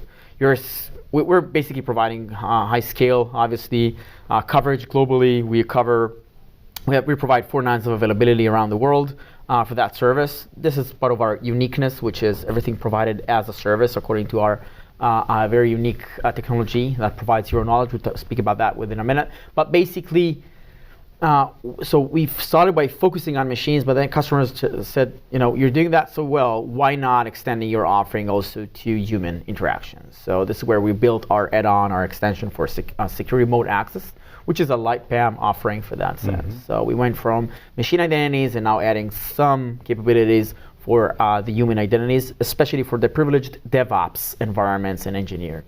I'm curious now, I've spent some time in the PKI space, in that part of the industry. I'm curious, how do you look at it? You look at it differently when you're coming at it from a provider standpoint versus, I'm part of a DevOps software generation process, and it's key storage, you know, vaulting of credentials, secrets, et cetera. But it's also automation and being built into the flow, because you need to do key rotation. You know, are you serving as the certificate authority for that process across multiple customers, or are you working with third parties? How do you look at that when you're coming at it from a software? So speaking specifically about PKI and certificates, yes, we do act as a certificate authority for internal environments, but we also have the ability to also work with let's say other solutions that complete us, like Venafi for that sense, right? So we have integration with Venafi, we're partners with them. But for any needs, you can also use Aquilus in order to basically issue certificate from Let's Encrypt. So we provide all the APIs for that. We are in charge on the rotation. And this is basically how it works. Now, what's really unique within our service is actually the ability to keep to protect that signing key. For that sense, we do that for AES keys also, but AES RSA keys, we protect keys in a very strong security model based on our patented technology named DFC. DFC stands for Distributed Fragments Cryptography, which basically allows us to run cryptographic operations using fragments of encryption keys without ever combining them. So think like when you're asking us to create an encryption key, we basically create different fragments on different regions, on different cloud providers, and the actual encryption takes place on your environment, right? So we manage the fragments. The actual encryption takes place on your end. Why it does so, using our SDK or a gateway, whatever we provide you, the fragments never leave their location, they are never combined, and therefore the chances of them being compromised as the key be compromised is significantly reduced, right? That thing is also, on top of that, we provide a zero knowledge The zero knowledge feature basically means that you can have your own fragment of the key in which a keyless doesn't have access to. This model basically allows you to enjoy two things at the same time, which is us providing you the service of securing those credentials, securing your encryption keys, but at the same time you get exclusive ownership because neither any one of our employees or federal government can basically access your encryption keys, secrets, etc. So really keeping them private. Are we talking about private or public keys? Private keys you're talking about. Private key, the public ones are public, so yeah, we can In generate terms of fragmented keys, is that? The fragmented key is the private one. So Hold on. You must have kicked, I think somebody kicked that with your foot. I think you either hit that or hit something on What that. happened? This? Just lost your audio. There we go. You got it back? So what we're gonna have to do is, Mitch, you're gonna. I'll kinda start ask back with that question. again. Okay. Yeah, let me just Yeah, make I'll sure start I back with the. So we're talking about private keys here, and how does that work with fractional access? yeah, so you asked about whether. Hold Yeah, on. hold on. Let Mitch re-ask the question again, Okay. and we'll So, start again. okay, so you asked whether those are private or. Yeah. Yeah. So when you're talking about fractions of keys, I'll ask that question. Yeah. Okay. All So we'll start in 3, 2, 1. So it's a little late in the day, but doing a lot of. We can go on and on. conversations. Not a Well, problem. we don't have a beverage to share either, so you have to kind of, go with me here at pace. So we're talking about fractions of keys. You're talking about the private keys, correct? Fragments, yeah, fragments. Fragments, excuse me. So private, yeah. So this can be both, well, private and public. This is about asymmetric algorithms, right? RSA for the most, obviously, the most famous one. But we're also providing the same protection for symmetric keys, AES for that sense. Okay. So the key is not just fragmented or splitted, rather than created as such. So the different fragments are created as such. They are agnostic to each other. They are not familiar with each other, and they are constantly refreshing their mathematical value. So this means that for a malicious attacker to gain access to your key, they need to attack all of those different locations at the same time in a simultaneous attack vector. It's known to be a very complicated to have. Much more complex. Yeah. So assuming that you have this ran by a keyless, protected and managed by a keyless, and also your own fragment of the key, all of those fragments are never combined. The actual encryption of the credentials, right? We use the key to encrypt the credentials or to sign the certificates on your environment using the facility that we provide. All of that is SaaS-based, right? So you have complete freedom with your multi-cloud operations, with your hybrid cloud automation. You can consume our service within your on-prem or within any cloud provider that you want. We support any authentication methods for that sense, so you can have workloads in Azure to authenticate to a keyless within using their Azure identity. The same goes with AWS identities. In on-prem, we provide universal identity, which is our own technology. And you're definitely free to run whatever you want, whenever you want it, and that's it. So I assume you're selling to developers primarily as your audience? Yeah, so we have two main personas or the worlds where we exist, which is obviously developers or DevOps platform, right? But actually the ones, and we not necessarily start from there rather than security. Security folks, CISOs, Director of Security, VP of Security, IAM, etc. Those are basically our lovable audiences, which they are interested in that world, obviously. They're very, very much focused on it.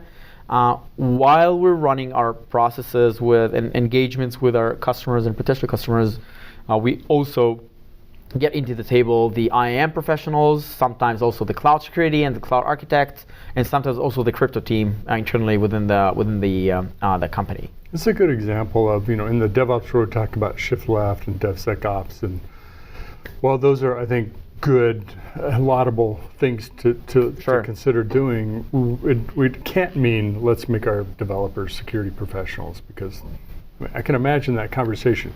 Your developer is going to have one set of conversations about how this integrates into our DevOps process, and some knowledge about keys and managing keys and encryption and things like that, certificate authorities or symmetrical, asymmetrical. Your security engineers are going to have a whole then extended set of conversations about, okay, so let's talk about fragmentation, how that works, and a lot of other things that maybe your developers care about, maybe they don't, maybe it's not really germane enough for them to really be that relevant. But both of those together, now you've got a solution that you know the organization, the corporate security, the cybersecurity team, and can be incorporated into a really effective DevOps flow. We're peacemakers in that sense. In a way, the fact that we are a security vendor basically allows us to speak the security language, but also we're born in the cloud. So we're a cloud native, cloud born company that speaks the language of DevOps. We play under the same rules. We speak the language of the platforms and the top-notch technology that they're using, and by that we're able to get the common language between those two worlds, which is obviously very beneficial for us. You've mentioned actually a very interesting point with regards to shift left. What we also see is the requirements of the newer world of DevOps for centralization, and also the convergence of the tools and the requirement to converge a lot of different use cases into one platform. We see that also in the security world, but something happened in the last few years that the DevOps, it's dictating that pace of having more services from one place, right? So think of it, if a DevOps engineer wishes to work with secrets whenever they are, either credentials, certificates, and keys, it is suitable for them and required for them to do all of that all together. So as an example, what we see quite often within our customers is that they're trying, the security force, whenever they're being aware of the problem of secret sprawling within the DevOps environment, they're basically trying to extend their existing PAM offering and to go there to their DevOps teams and say, hey, can you use the PAM, right? Well, because it's credentials, it looks logical. They don't really think about it. Most PAM solutions do not extend well to the cloud native, cloud resource, the ephemeral resources of cloud, right? The whole thing about how to work with cloud. Most of PAM solutions, or some of them, are very heavy in terms of professional services, etc. DevOps do not react to that very well. I think DevOps and also cloud native. I mean, the pace of change of software and how it's being created, and you got it. Smaller units of work and releases, continuous delivery. You got it. That's not a world that security people necessarily thrive or have lived in for much at all. Exactly. So think of it as such. We basically the fact that we're offering SaaS service to manage credentials, certificates, keys, that's like taking the most precious objects out there and basically say, hey, we can run it on SaaS, right? Now, having the security people to actually go through our technology and say, hey, that's legit. You're FIPS certified. You're SOC 2 Type 2, ISO, whatever needed, right? In which we are. And by the way, with that, we're very unique, having us to be also FIPS 104-2 certified by the US NIST, right? So having the security to provide like the legitimacy and the credibility, so the DevOps people now can basically see a very good alternative in the market that is able to react very fast, speak their language, cloud native, to really understand the whole thing around ephemeral resources, ephemeral credentials, and this is where we thrive. Basically. Well, I think another, and I don't mean to be singing your praises here necessarily, but it's different to work with someone who may be a service provider in the PAM space and so we want the software teams to use that also. It's different to work with somebody who understands software and how software is created and fit into the DevOps flow, DevOps tool chain, and workflow pipelines. And that way, I don't know, if I'm a security professional, maybe I don't understand that world totally, just like a software person will understand the security profession necessarily, but at least I know that they're using a tool that fits how they work. Not I'm kind of force-fitting a security tool into a new domain that they may or may not apply it appropriately. Yeah, well, the whole thing is about visibility, right? We see that in the world of vulnerabilities. We see that in the world of, there are a lot of solutions in those worlds. So what we do is that once we are managing and protecting those different credentials, we're able to send all of that information to the SIEM, right, to the organizational SIEM. We provide full visibility. We also have our own module for insights and analytics. So if the security people wishes to use that, that's also fine. We do our best to basically, again, as I've mentioned, to bridge those two worlds. So to speak the DevOps language with plugins, easy plugins that speaks their language, SDKs in multiple languages. This is not the usual security vendor, right, that speaks their language. So we do that and go back to the security folks and saying, okay, What else do you need in order to have your best visibility, to make sure that you covered everything? You want to see the passwords that are being rotated, the certificates. You want to make sure that all templates are for certificates are short-lived, to make sure that everything is right, secured as it should. And when was the last time that a certain encryption key was rotated? All of those different things, by the way, different use cases, as you can imagine, for years have been provided by different vendors. Mm-hmm. Selected by different parts of the organization too. Now think of it like for a CIS organization, they are like crypto things, right? PKI, cryptography, encryption, identity and access management, for humans, for privileged, also, and now for machines, which is where we're starting, right? So all of those different solutions. With time, it seems like we're covering more and more and more and more of those. We do that very efficiently, yet we take our time as being a vendor, it's a startup company. We're now on the road for 3-4 years now, right? So although we already have good, credible, good, strong, big companies that are using our service, we have very good referrals for that. Although we were basically proving the quality of our service and having like 4 nines availability, we have track record of that already. We understand that we need to be very focused about what we provide and not to it's good to expand, but we're taking our time to do it very good, to do it the good way. Well, rather than just say, here we're doing this, and that, right? So we see it as a very healthy process in which customers are basically more asking for. Can you complete that also? Could you help us also with that realm? Could you also manage those kind of passwords and credentials or other certificates, etc.? And we naturally evolve according to their requirements, and immediately we see feedback from the field. Mm-hmm. So this is how we look at it. Great. Oded, it's great to talk with you and chat security and software. Oh yeah, yeah. Hopefully next year again. Absolutely. Sure. And I've said on a couple of conversations, or my talk tomorrow, I'm doing one on Thursday on API security, but it's all about the software process, because that's where it all happens. Yeah. The proliferation of APIs isn't just because we just decided to write a lot more APIs. It's cloud native. It's microservices. Exactly. We're building software differently. That are much more API first. Once you understand that, and it sounds like this is a great conversation to have that you're having with your customers, is understanding that, then you can fit the proper tools to help people in that environment secure those API and software and AppSec and all of it, right? Music to my ears. Yeah, I'm sure. Well, you should come, and then you can be a cheerleader, but now I know you're busy, so. Great to have you stop by, and thank you so much for having me again. And we'll chat. Definitely. Next time in Tel Aviv. Okay, that would be great. I would enjoy that. That would be a lot of fun. That would be great. Thank you. Folks can find out more. Do you have SDKs, free accounts, things like that? Yeah, they're free accounts. It's SaaS, so just sign up whenever you want. Akeyless, AKEYLESS.io. .io. Okay, that's important to know. Great. Yeah. Thanks again. Thank you.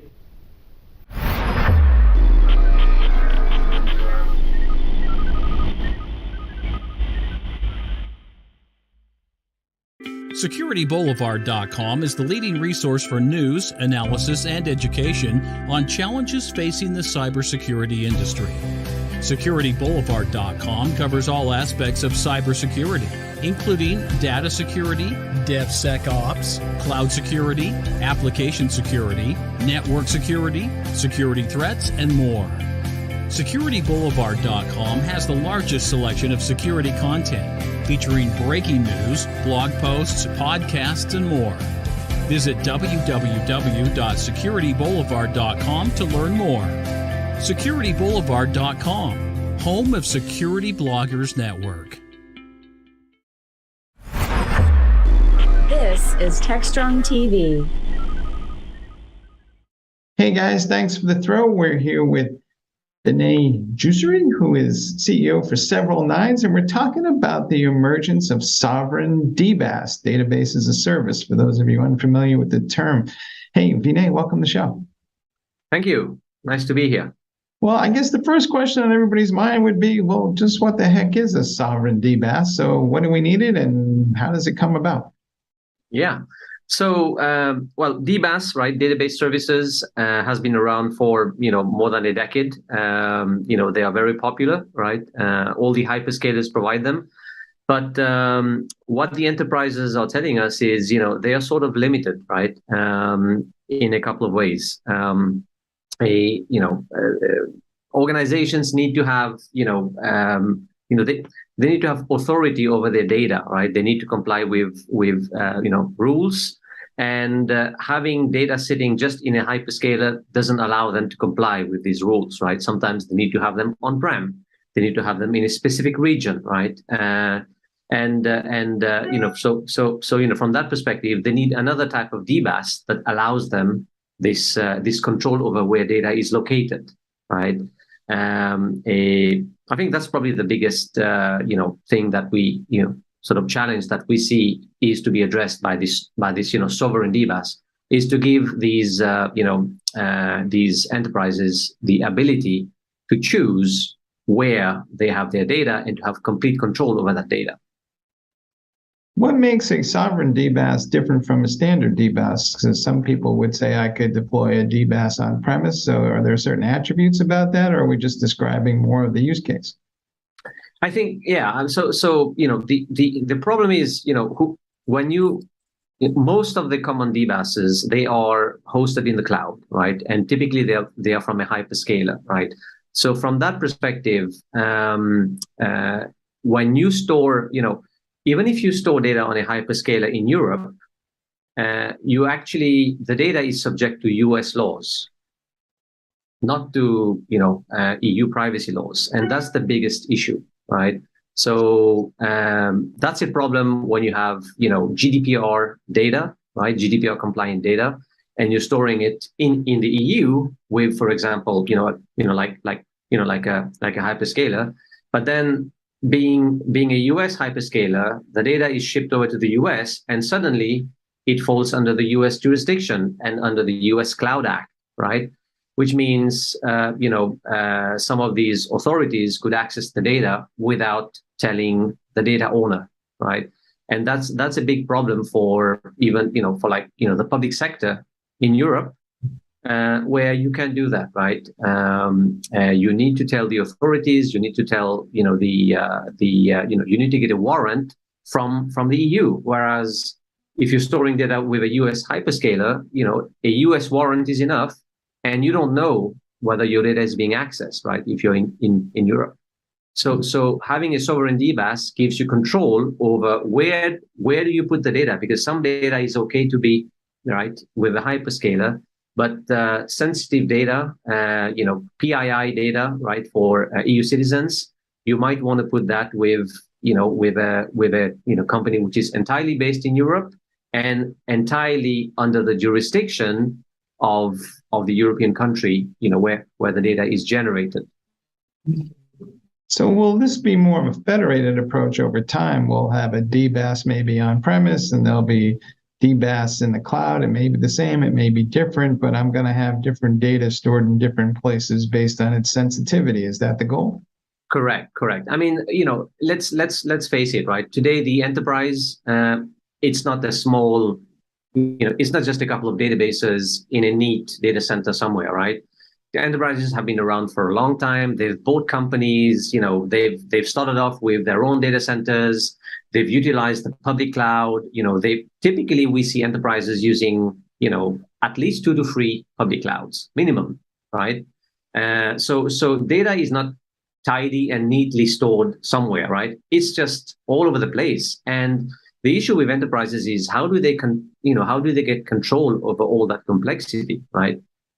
Because at the end of the day, if there is a data leak, they will be responsible and they will be fined and they will be held accountable, right? So they need to have control over all that data. So being able to do it in an easy way is key, right? So from that perspective, sovereign DBaaS, we are not mandating that all your data should be in your data center. No, that's not possible, right?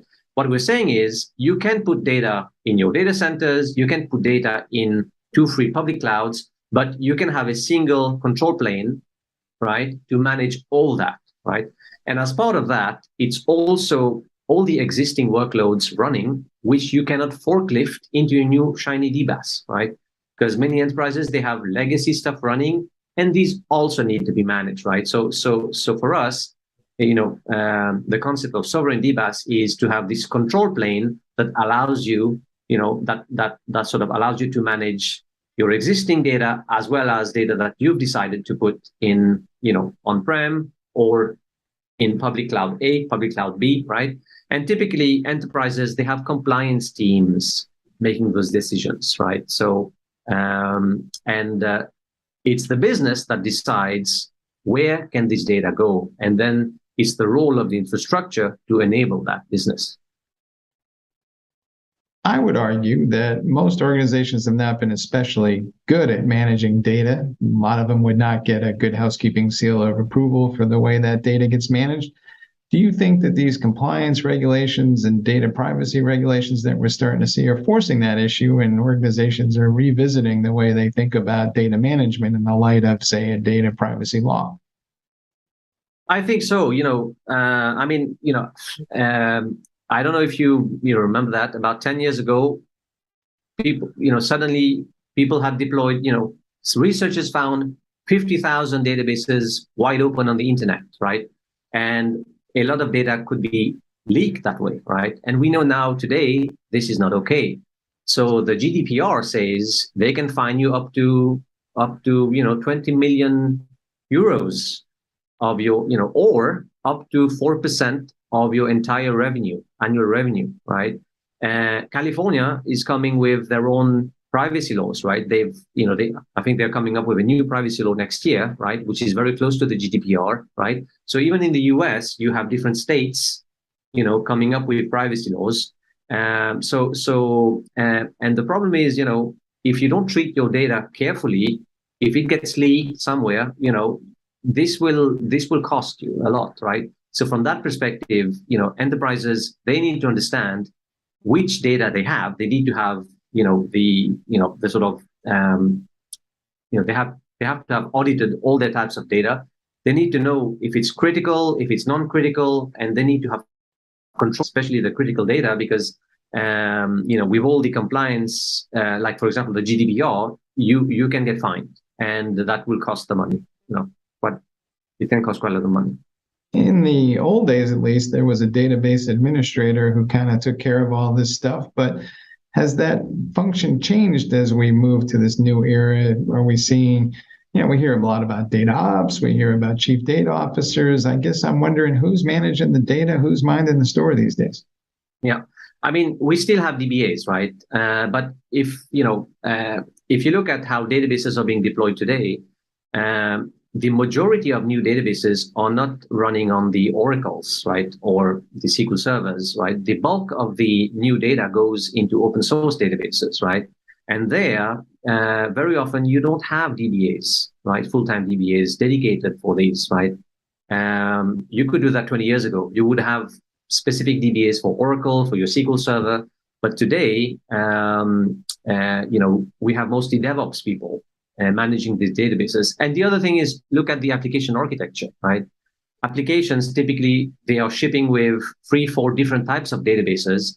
So you can't have specialized DBAs for each database type.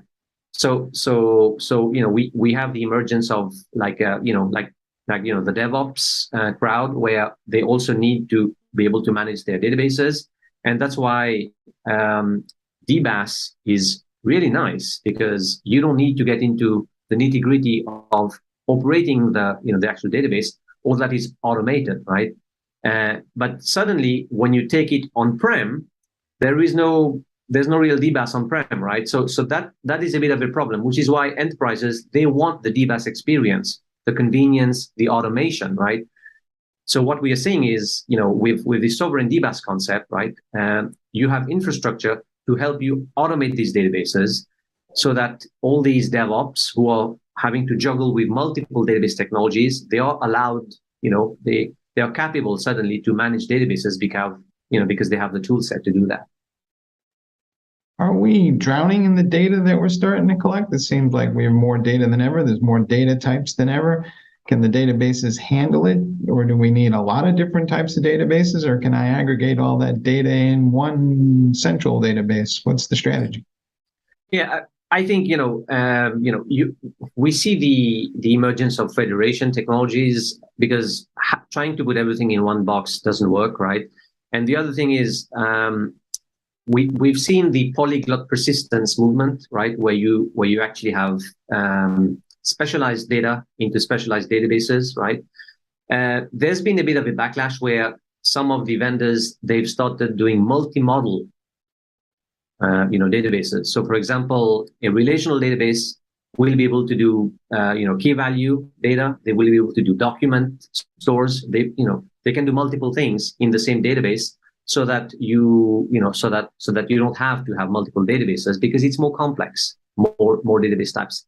But what we see is that it doesn't really work, right? The databases, although they can manage different types of data, they don't do it very well. Many enterprises today, if you look at surveys, they are still running typically an Oracle SQL Server. They are running MySQL.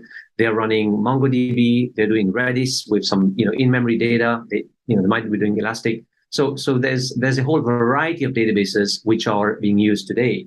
And I think the issue is how do they get a grip on all these different data stores? Because now you also have the multi-cloud, you have the hybrid experience where they have both data in different clouds and on-prem. So I think federating access across these different sources, having some kind of easy control plane to keep track of all these databases and to operate them is something that where we see the enterprises going. And there hasn't, we have seen a lot of companies building their own databases for that, right? Their own control planes, their own homemade DBAS, right? To try to operate databases in multiple locations and multiple types of databases, because that type of capability hasn't been on the market. So Several Nines does what exactly? Are you providing the DBAS, or do you have a dedicated database, or do you let me choose which type of database it's going to be? Yeah, so we've been around for about 10 years, and we've been working on database automation from day one. And we automate the most popular databases on the market. We don't do Oracle, but we do SQL Server, MySQL, Postgres, MongoDB, Redis, Elastic, and so on, right? We're kind of staying away from Oracle because typically people using Oracle, they already have their own systems for that, right? So we automate databases, we've been doing it for 10 years, and sovereign DBAS, the name is really what we see, people calling it today, because people we've seen that with all these compliance issues, with all these multi-cloud complexities, and then databases running on-prem. So you have these hybrid environments. We see the sovereign DBAS as a proper name, right, for the concepts that we've been building for 10 years. So database automation is the key thing that we've been building on, helping enterprises automate their databases, wherever they want to automate them. All right, cool. So last question, do you think that AI will help us manage data in the future? Because automation is part of the equation and everybody's talking about AI these days, but how far can we go? I think, definitely we have a bit of AI ourselves, right, in our software. I think, when you talk about, managing large amounts of data, a lot of things need to be automated, right? So for example, we use machine learning algorithms to do failover, for example, right? Because a database can fail in many different ways, and we need to fix it, whatever, right? We need to replace the human, right? Instead of having a DBA who logs in, understand what's going on, look at the logs, and actually, perform procedures, we automate all that so that you don't have to do it, right? No human will need to do that. So we automate a lot of things, and I think yeah, I mean, we see AI has a role in there, right? And there are other things that AI is doing. For example, automatic tuning of databases. There are some startups focusing on that, right?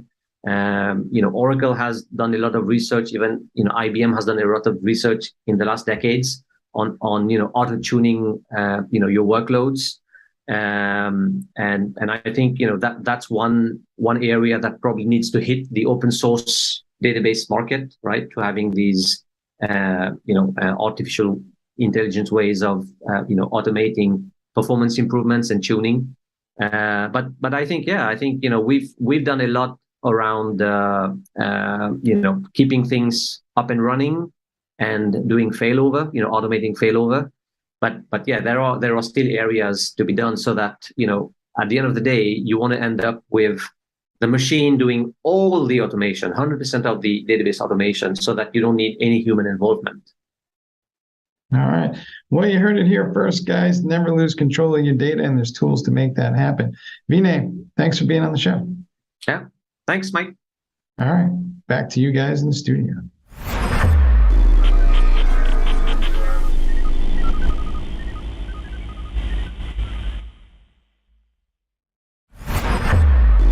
This is Techstrong TV. Hey guys, thanks for the throw. We're here with Yotam Segev, who's CEO for Sierra, and we're talking about ghost data and how much there is, where it all is, and what the implications are from a cybersecurity perspective. Yotam, welcome to the show. Thank you so much for having me, Michael. Where does all this ghost data come from? It's hard enough to secure the data that we know about, but how much more of this data is running around out there that we don't know about? So I think the problem starts with the way we store it. So we're used to thinking about storage as we think about our garage. It has 4 walls, and you can pile up stuff in there, but at some point it gets full. And then you notice that you have too much. But the cloud is not like that. It's extensible. Essentially, you can keep on growing the garage as you collect more and more stuff. And I think that when we think about ghost data, that's the first thing that we have to understand, the change in the world. Essentially, the cloud providers are always happy to accommodate more and more accumulation of data in different formats and ways in their services. And this allows for a new reality where data can get piled up continuously with no limit.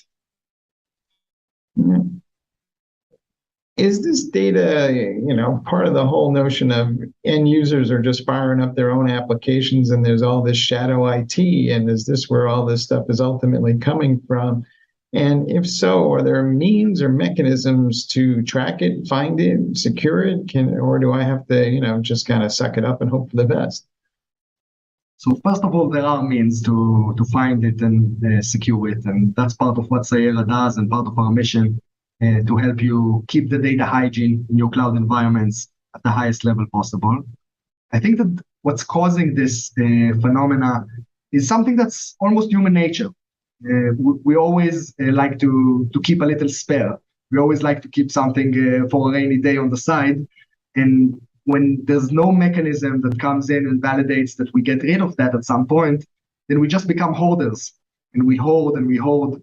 And part of what we're doing in Sierra is helping organizations realize this, be able to tell the useful things apart from the things that haven't been used for years. Nobody's been touching them, and they're just sitting around exposing us to risk and costing us money. And helping organizations get rid of them in a way that they can really accept, right? Like, we know that nobody's been touching this for 3 years. Maybe it's time to say goodbye. Mm-hmm. How aware are people of this issue? I mean, I think you guys have some recent data points on this, but is it a big problem, little problem, or is it a problem we just don't know about? So we're seeing that it's a much bigger problem than we even imagined when we started going down this path. And we're seeing that 30% of the cloud data plane for many of the organizations we're working with, it's just ghost data. It's snapshots of databases where the database itself, the original database, no longer exists. But the snapshots are still around, sometimes unencrypted, sometimes in the wrong regions. And this exposes the organization to cost, but it also exposes the organization to risk.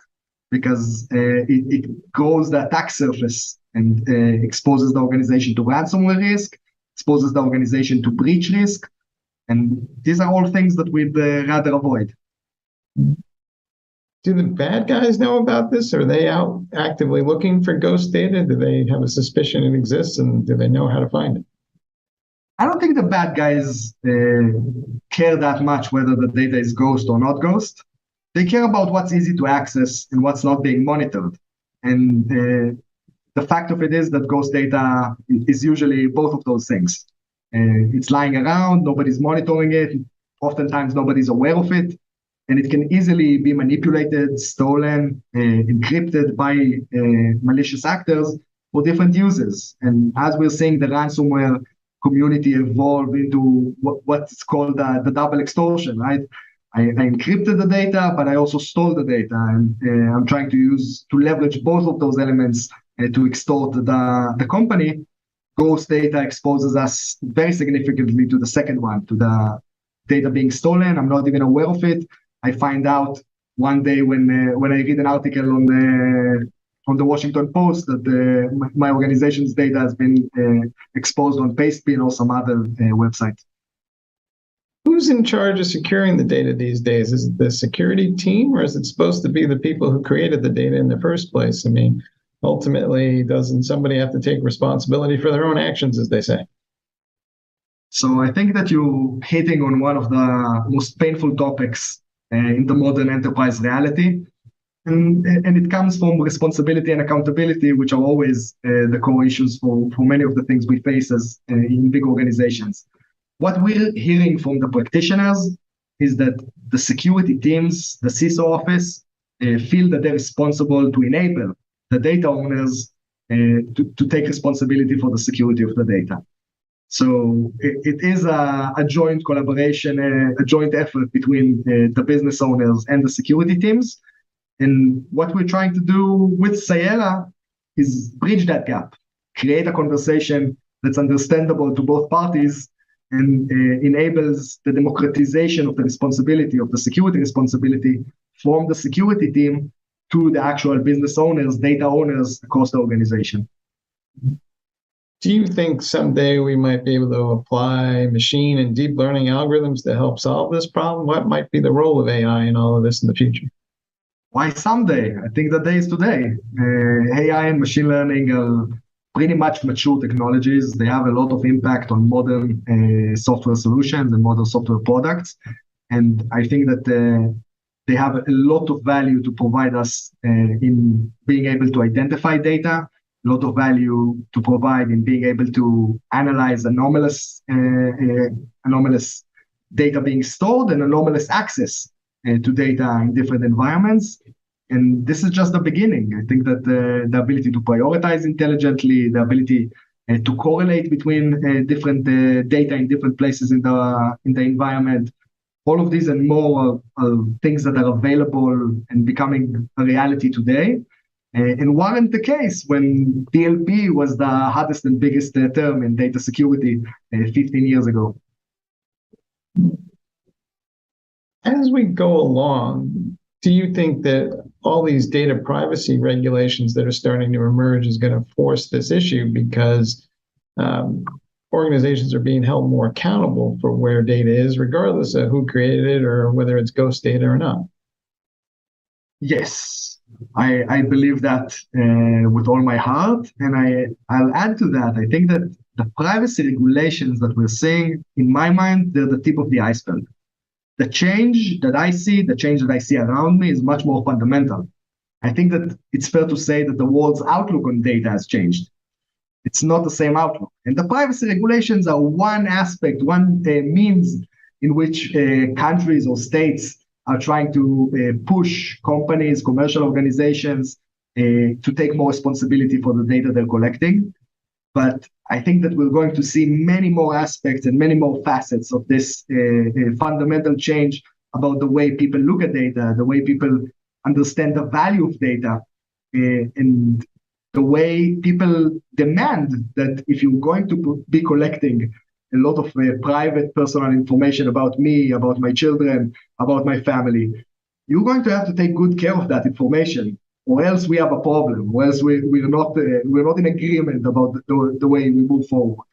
And I think that the privacy regulations are the tip of that today, but we're going to see many more data regulations and data requirements becoming more stringent over the next years. And to your point, a lot of organizations seem to think that when they collect data, that somehow or other they now own that data, when in reality, perhaps they're just mere custodians of that data, and we need to change our mindset accordingly. Yeah, I think that's one of the basic changes that the privacy regulation and the privacy, almost I would say, syntax, right? Like the way we talk about privacy brought about. And more organizations are realizing this, that they're a custodian and what is their role as such. So yes, I feel that's absolutely right. Yeah. So what's your best advice to folks to go deal with ghost data and this new age of data that we're looking at? Where should they get started? What do you look at and just makes you shake your head these days? Mm-hmm. I think that there is a conception for a lot of security people that data is an advanced layer of security, that it's something that you get to once you're mature. And I think that conception is one of the worst things that are happening to organizations today, because the reason they feel that way is because there was no easy way to deal with the data in the past. But those ways exist today. Like we said about machine learning, AI, data science, NLP, all of these technologies, as well as the cloud migration, are making the ability to access data, understand data, know your data so much more accessible than it was in the past. And I think that being open to that change, accepting that change, trying that change is going to be the greatest things that move security forward from where it was, focused around the infrastructure, to where it should be, focused around data. Yeah. How do I drive that change? Do I just throw everybody in a room and lock the door until we get agreement? Or is there somebody else who's taking control or going to be in charge of all this? I think the CISOs are going to remain in charge of this for quite some time. The office of the CDO, the privacy officer, have a lot of impact on what the organization needs to achieve, but they're less in the technical controls and the technical operational aspects of achieving that inside of the organization. And I think that joining hands, coming together to solve this problem, all of the different stakeholders, the business, the IT, security, and what we see as the data office, the privacy office, joining hands and tackling this together is the way to go forward. Yotam, thanks for being on the show and sharing your knowledge and insights. Thank you for having me, Mike. It was a pleasure. All right, back to you guys in the studio.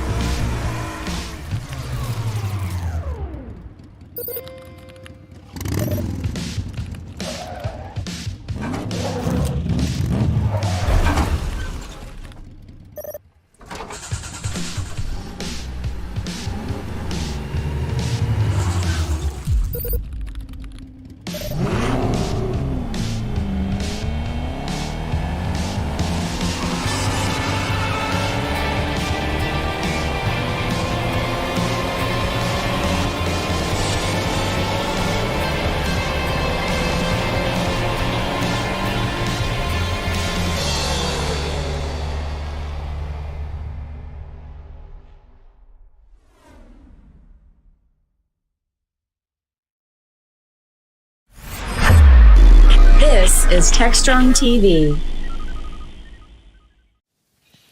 Hey everyone, thanks for joining us on our coverage of the Linux Foundation Open Source Summit here in Austin, Texas. We're at the JW Marriott Hotel. We'll be streaming live through the day. We have a bunch of different speakers lined up to talk to us. I should mention from the outset, before we introduce our first guest, is today is what do they call it, Dave? It's not 0 day, but it's co-located events. Co-located events day, so the main open source summit actually starts tomorrow. Today there are a number of co-located events though that have kicked off. The Open Source Security Foundation I know is one. FinOps is another one. There's 2 or 3 others that I don't recall right now. Do you? I don't. No. There's others as well. So a lot of people in hall. It's a little quiet where we are here, which is pretty cool. But there's a lot of people in the various rooms listening to some amazing content. With that said, though, let me introduce you to our first guest here this week. Their name is Ava Black. Hey, and we had a little conversation off camera. I should have just clue you in. You know, sometimes I still mess up the they pronouns, and so Ava's promised to help me. So if I mess up, she'll correct us, and hopefully they'll correct us. Excuse me. There we go, first one. Yep. And we're doing the best we can with it. Anyway, Ava, that was a lot of preamble. Tell people a little bit about yourself. Well, today I work at Microsoft in the office of the CTO. I've been doing open source contributions and community leadership for about 23 years now. So I also sit on a couple different boards. I got elected to the board of the Open Source Initiative last year and the OpenSSF TAC, which is part of why I'm here today at the OpenSSF Day earlier this year. For people who aren't familiar with TAC? Technical Advisory Committee. So we're sort of, we're not the governing board, right, but the OpenSSF Technical Advisory Committee guides, supports the technical projects in the OpenSSF. So it's not the board of directors governing board that are making sort of, if we want to call it, business decisions. It's really the technical advisory where you know, what it's at a much more technical level of what I'd say the two go hand in hand. The board makes the business decisions around finance and events and marketing, and the TAC makes the technical decisions around what projects become part of the OpenSSF, how projects are governed, what the structure, sort of the templates for projects should become. Absolutely. And I want to delve more into the OpenSSF, and especially from a technical point of view, some of the things that they're involved in, some of the other things that you're involved in around that. But before we do that, I wanted to come back to this side and talk about your keynoting tomorrow. I am. And not to let the cat out of the bag, but I wanted to have you talk a little bit about it. And before Ava does, though, I want to remind you all that in addition to the live in-person aspect of this event, it is virtual. So if you're watching us on Techstrong TV or Facebook or LinkedIn or DevOps.com, Security Boulevard, whatever, wherever you're watching this, there's still time for you to register and tune into Ava's keynote tomorrow, as well as the whole week. Where it is a full roster of some great sessions you can check out. So check that out at Linux Foundation Open Source Summit. But Ava, go ahead. Without giving too much away, I'm really excited to give the opening keynote tomorrow on community, codes of conduct, inclusivity, how to build sustainable, diverse communities, really. And it's a bit of a short one. It's just going to be about 5 or 6 minutes. Kick off the morning with that content. Part of the backstory is that we're in Texas, and Texas has been passing some rather, I'd say some laws or some things that are not in accordance with our values around diversity. So I'm going to talk about that and what we can all do to make our communities more inclusive. Then a longer discussion I have on Thursday on code of conduct, not as a tool of punishment, but as a tool of restoration and support for communities on Thursday afternoon. I love it. Look, as someone who lives in Florida, who am I to say anything? I mean, quite frankly, we've got our own issues, but I don't even want to get into it. But let's talk a little bit about the code of conduct. So in my mind here, there's 2 aspects. Number one is, look, we struggle at Techstrong, right? We run DevOps.com, Security Boulevard, Container Journal, Techstrong TV, Digital CXO, more than several brands. And we are challenged around diversity, right? Finding speakers. Mm-hmm. You know, we do a lot of webinars, we do a lot of video panels. And if you couldn't tell, I'm a white male, right? So when I host something, we already got one white guy on the table here. We are constantly looking for diversity, and quite frankly, it's a challenge, right? Especially as we go deeper technically, it's like there's an inverse law there, right? Where my pool becomes smaller, and so we're always looking, right? Always trying to find, people who will represent a more diverse community when we do these kinds of video events. But I don't think we're alone, right? It's not just Techstrong. It's not just my company. No, everyone's working on this, Yeah. and everyone should be working on this. It's not a pipeline problem. There's no shortage of women and non-binary people who want to work in tech. We have to make our communities welcoming for them to stay. Yeah. I think you hit a nail on the head there. And let me just mention, it's not just non-binary or even women. It's people of color. Absolutely. Yeah. You know, we do something down home in Florida. There's a school that opened near us called Boca Code, where they teach people to be full stack developers. And we sponsor a scholarship called Engineering the Change. We're actually doing a whole video series on it. But we've been doing it for 2 years. And we look for people who, underrepresented communities. Right. And even there, it's hard. I mean, quite frankly, getting people to apply, and, it's a 12-week intense class. A lot of people don't want to put or don't have the privilege, right, to dedicate 12 weeks, the financial investment of that, as well as the time away from family or child care, whatever it might be. We've seen it firsthand. Don't have that. No, it's a hard push. So, so that's one aspect, right? Is just finding the right people. But then there's the second piece of it, and I think you touched on it, which is how do you keep them? How do you nourish them? How do you nurture? How do you build a community of practice in open source? Because that's what we're here to talk about, is open source. Yep. How do you build that in a way that such a diverse community feels continually welcome? And when there are crises, when there are incidents, toes get stepped on, accidents happen. My experience working in consent incident response for about 7 years now, 95% of the time it's an accident. But you still have to work at it. People still have to recognize the harm they did cause, make amends, learn, do better. And that's how we make communities safer. We also do need to identify the few percent of people that are just being malicious. And it's a real challenge. The few people that are trying to do harm. So. I don't want to focus on them because they are a really, really small minority. It really is, yeah. I think the problem is when that small minority runs into public policy. Like, are all those people elected officials? Unfortunately, I don't know what goes on. I don't know. But, I mean, for those out there who, maybe deal with this issue, without giving that minority more than they're due, do you just ignore them? Do you somehow try to cut them out like you excise a tumor? That's an analogy. The one I like to talk about is called the analogy of a broken stair, right? We can't just ignore when there's someone in a community who's actively harming any minority in that group. What happens when we do ignore that is the folks who are in the community for a long time know, oh yeah, just don't work with that person. We know that they just,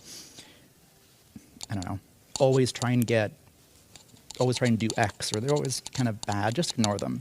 But new people come in, especially from underrepresented backgrounds, and don't know that yet, and get caught. They trip on the broken stair. And so for that reason, we need groups like a Code of Conduct Committee, which I was on in Kubernetes for a while, to identify these situations, reach out to that person, offer to work with them to address this. Not just automatically, excise the tumor, but offer to support them, assuming good intention from the beginning. And if they then demonstrate a lack of good intention, then and only then push them out. Excellent. So I want to talk a little bit about open source, though, and Look, I've been involved in open source software on the security side a long time, 25 years, something like that. Yeah. Same, yeah, 99 for me is when I got in. Yeah, with Snort and Nessus and Nmap. But anyway. Yep. But the nice thing about the open source community is I've always felt it was a much more welcoming, big tent kind of community, as opposed to, maybe some others. So, I mean, with all due respect, I think it's almost easier to do these codes of conduct kind of enforcement, or, enforcement seems like you have a stick. But, putting out that, stewardship, great word, in the Linux Foundation. Yeah. It's much harder when we go to, like, in security at the RSA show or Black Hat or DEF CON. Well, it's not impossible in those situations. No, it's not. I have a lot of friends who are non-binary. We can look at some of the InfoSec conferences that have done a really good job and some that have tripped multiple times. There's a recent incident with one of the B-sides that's all over Twitter the past couple days. I'm not going to point attention to it more than that. But we can see examples of good and bad. That is. And kind of what surprised me with the one you're talking about. Look, I was at the very first B-sides Las Vegas long time ago. You beat me there. Oh, yeah, I was there the first time when they did it. Cool. I was at the first B-side San Francisco. I love that event. I was a wrangler one year for B-Sides Vegas, too. Anyway, I'd sponsor wrangler. But the whole B-Sides movement, much like Linux Foundation, was a very inclusive movement from the get-go. Jack Daniels and team did a great job. Yeah. It bummed me out a little bit to see that happen in a B-Sides. Yeah, bummed me out a lot too. I've had a lot of trust for the B-Sides community, and I know they're sort of syndicated or franchised.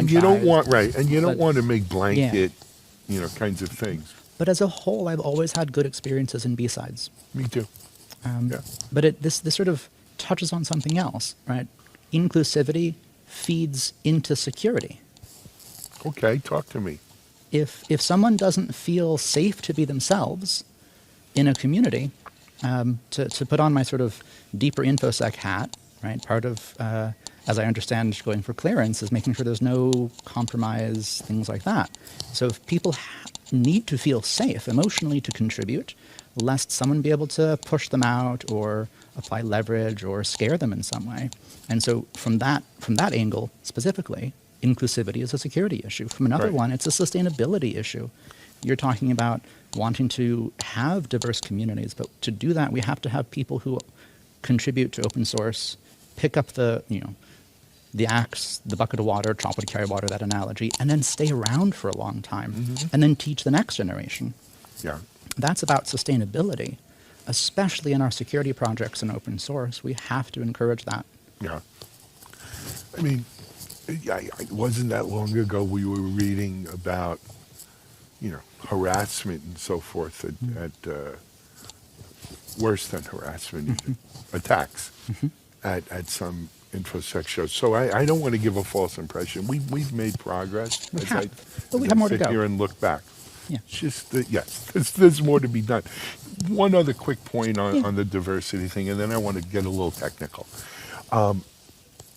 Look, you are who you are, and you've been doing this a long time. I am who I am. I've been doing this a long time. It's very different when you're 22 years old, coming out of school, and you're dealing with life in its entirety, and you are either non-binary or there's something else. You're a person of color, whatever.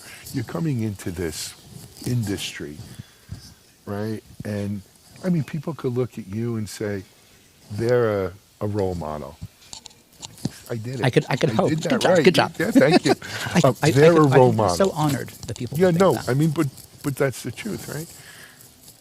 But they look at you and say, well, they've been around a long time. They may not know the bumps and bruises along the way to get to where you are today, right? And they may not understand. Well, hopefully it's easier for them, right? Because there have been trailblazers who kind of did this. But talk to people coming into our communities now whether it be InfoSec or open source or just technology in general, what advice do you give to non-binary, other underrepresented communities here? Do you just damn the torpedoes full speed ahead? Or, what's the right advice? I don't know that there is any one right answer, or certainly not a one-size-fits-all answer, but to anyone non-binary, trans, gender non-conforming, other minorities coming into InfoSec or open source, I'd say find your people, stick together, and find supportive communities, work in them, help grow them, help pass on that knowledge and make safety for others.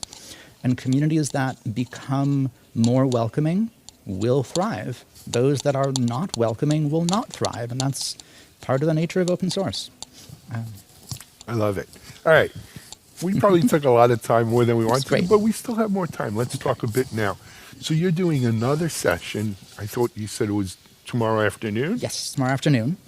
I'm giving a talk on GitBomb, which is a terrible name. People should never let me name open source projects. You named this one? I named this one. I'm one of the two co-founders. It is, so we've repurposed part of Git. It's a version control system, but under the hood, it's actually a blockchain, believe it or not. Okay.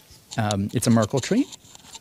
And so we repurposed part of that to handle software supply chain security in a particular way that others aren't doing yet. And this is complementary to SBOM, Software Bill of Materials. Right. It's complementary to software signing projects like SigStore. It's complementary to build integrity, sort of build observation like in Toto. It solves a different problem, and that is, how do I know what's in this package? What's in this tin? I like the analogy of a can of soup. And say, oh, it's Campbell's chicken noodle soup. You kind of know what it is and if you want to buy it. Right. If you have allergies, you can look at the back and say, well, does it contain these allergens? But that's not enough information for a recall. If you buy soup and there happens to be a recall, the store could actually call you up and say, hey, that can of soup, does it have this 10-digit number stamped on the bottom of it? Because they know how to trace back from the factory or the farm that it came from when there's a salmonella outbreak or something, all the way through the supply chain to the store to who bought it. I want to enable that kind of artifact resolution across the supply chain in open source at zero cost to developers and projects. I want it to be automatic in our build tools for every small project out there that doesn't have a budget to buy, run big infrastructure, so that everyone who's consuming open source software has more ability to trust what's in it. This doesn't solve security problems, but it helps people discover later on, after it's been built and downloaded and being run in production, if there's a known vulnerability somewhere deep in the dependency chain, like Log4j. Two things. Yeah. So first of all, you had a very interesting conversation with my friend Chen-Si Wang at RSA a couple weeks ago around SBOM specifically, but around this whole idea now of starting to kind of really delve into the ingredients, if you will. Yeah. And Chen-Si's a smart woman. She brought up a interesting point, which is this isn't soup, this is software. And if I start giving you the recipe for my software, what's to stop you from spinning up your own version of it?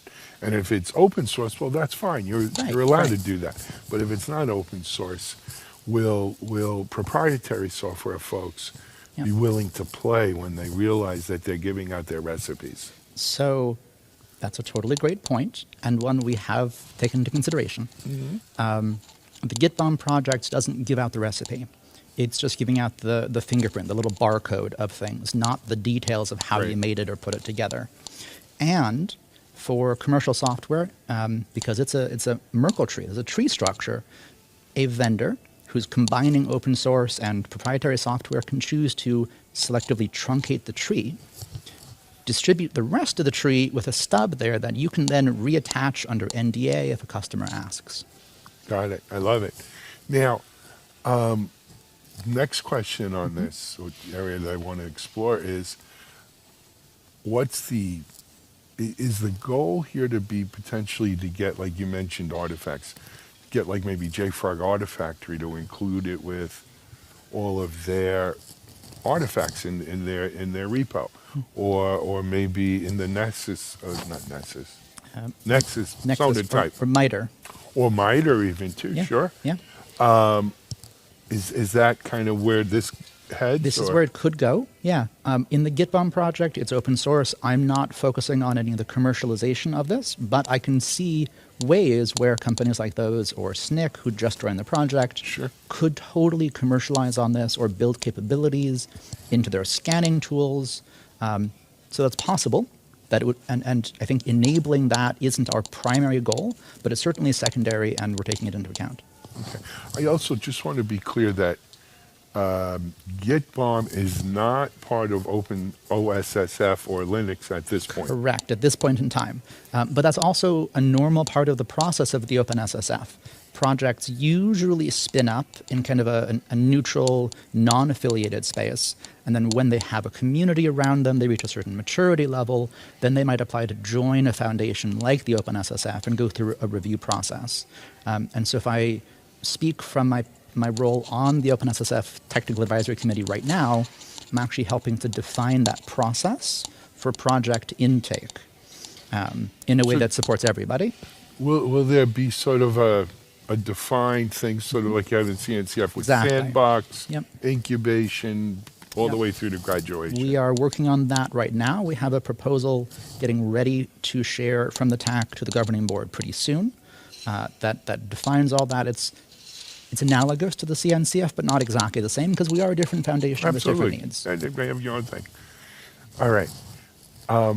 Last thing. For people who want more information around Gitbomb, where can they go? Gitbomb.dev. That's easy. And I assume it's probably on GitHub too? It's up on GitHub. We have a GitHub org. I think it's git-bomb on GitHub, and just gitbomb, gitbom.dev, or tune into my talk Tuesday afternoon.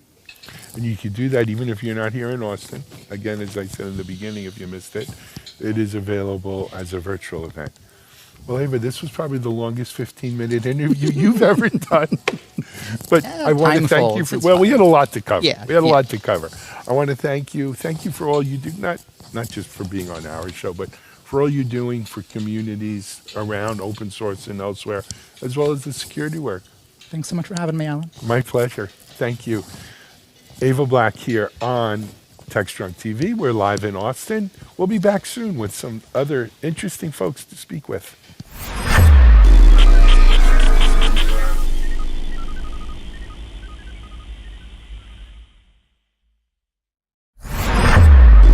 This is Techstrong TV. Hey everyone, we're back here live again. Thursday morning, Moscone West, RSA conference. The escalators are filled with people going up and down and up. Sessions are on, keynotes are starting. We're wrapping up our last day of RSA today.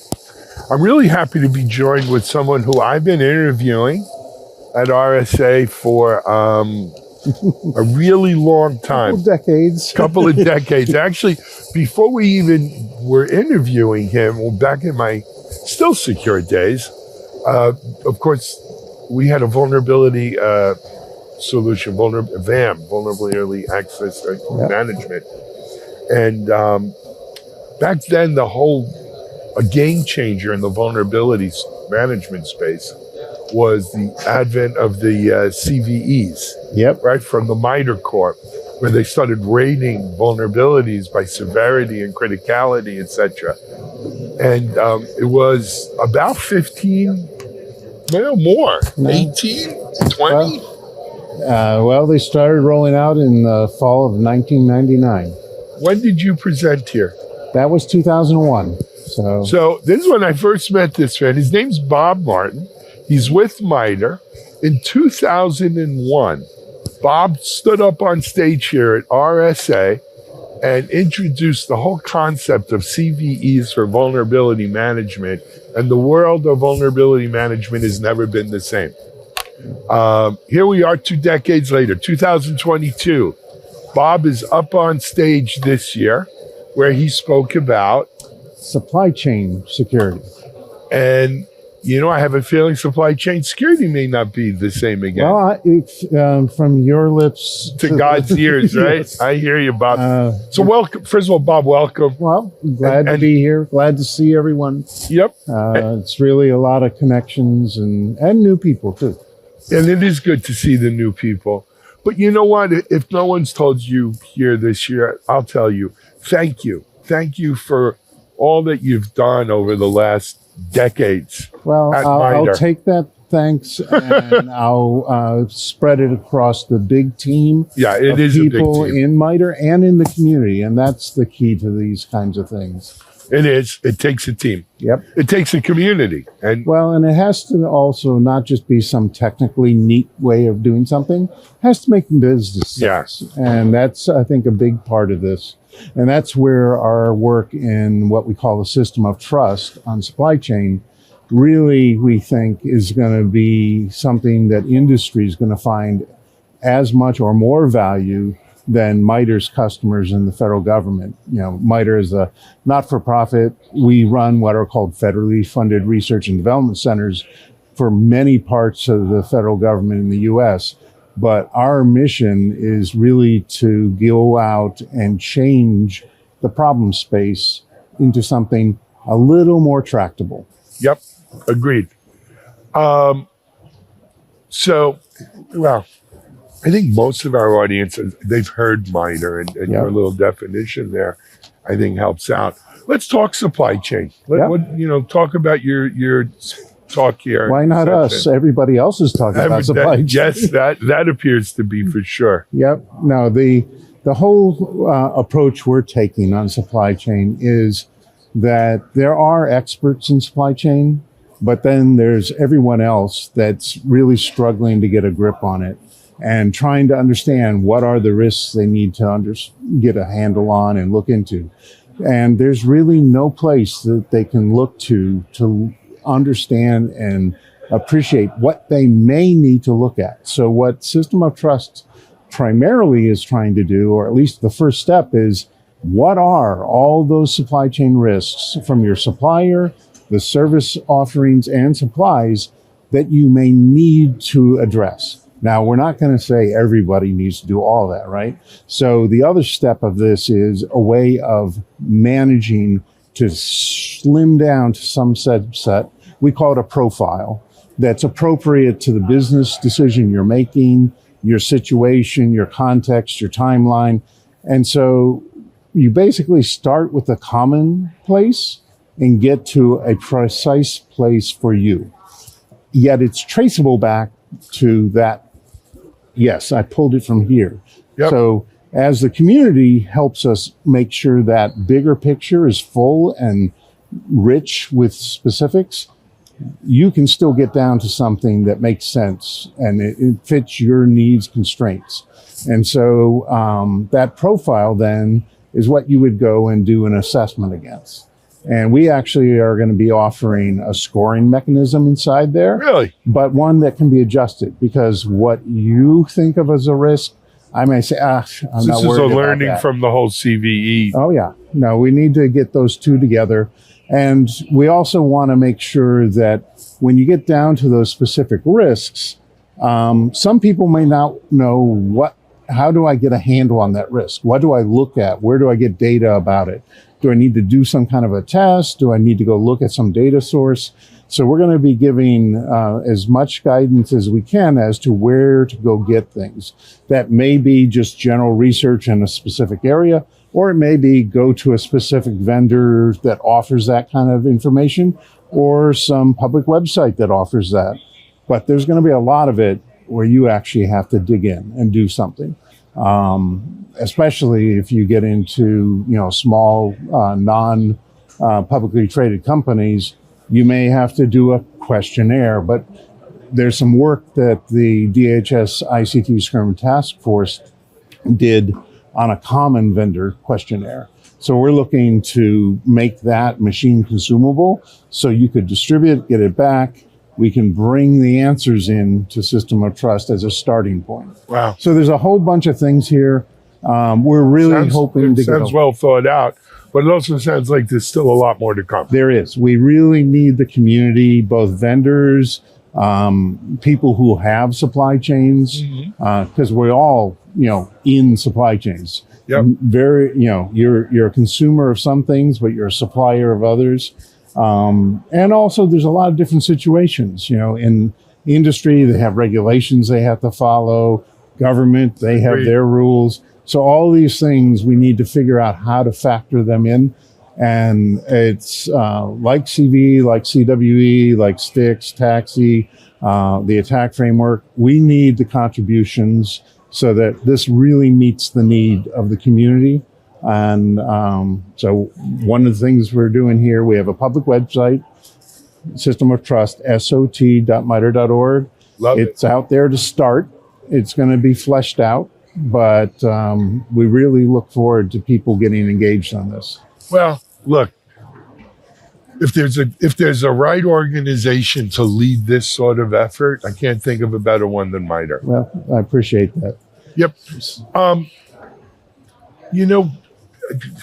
We had our DevSecOps event Tuesday.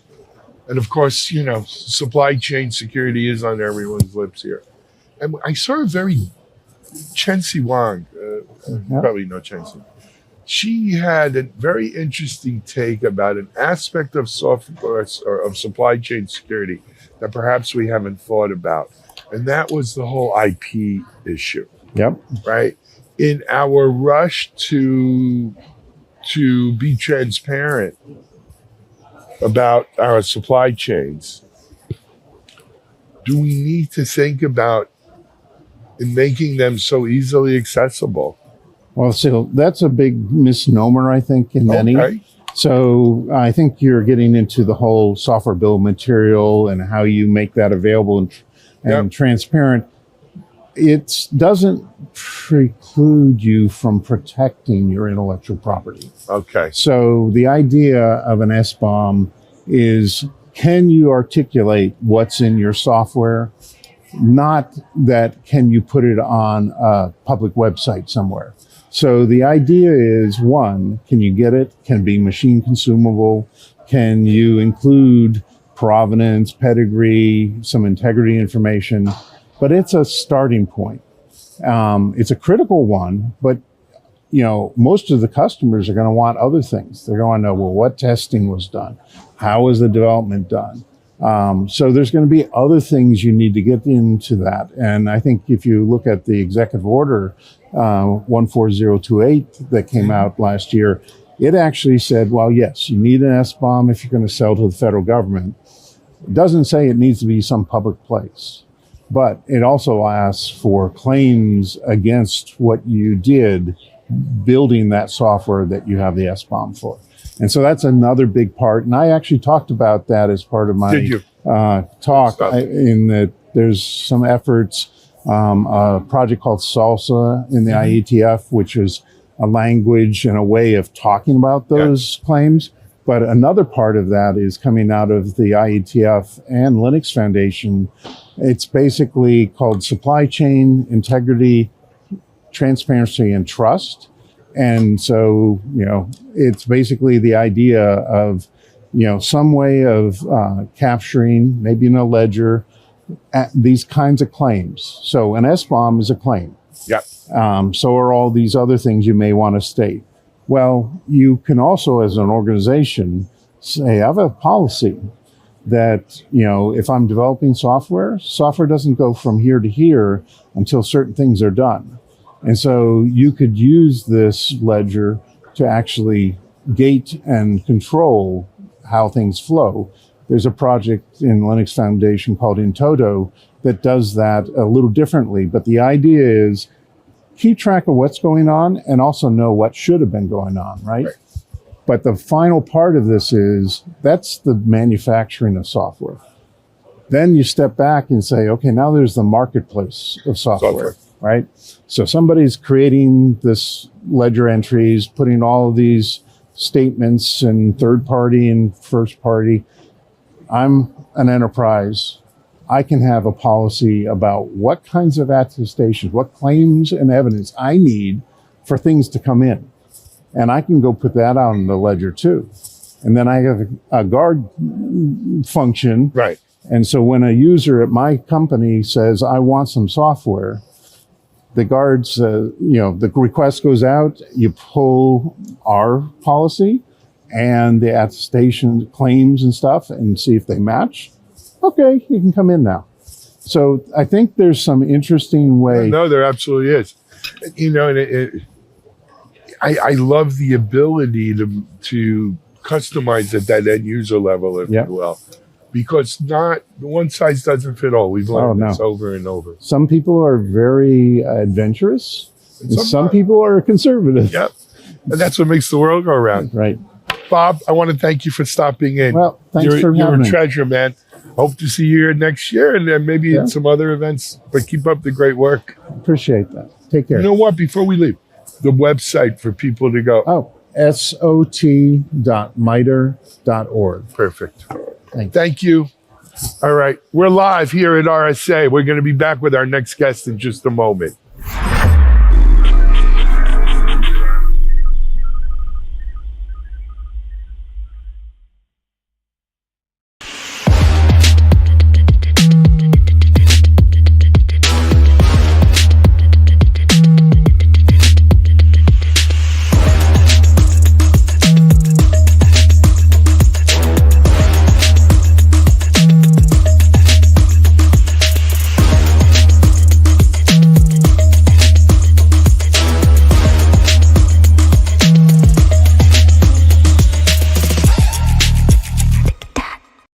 Hi again, everyone. I hope you all enjoyed today's episode of Techstrong TV. I know I sure did.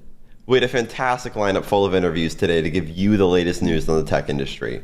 From our extensive coverage at conferences to our episodes of View with Vizard, and even our airing of the first episode of Engineering the Change, we have plenty of great content. We will not be airing an episode of Techstrong TV on Monday on accounts of it being Labor Day. So go out there, have some fun, take a little you-time, and we'll see you again on Tuesday, September 6th. Thank you so much for watching, and I hope you have a wonderful rest of your day.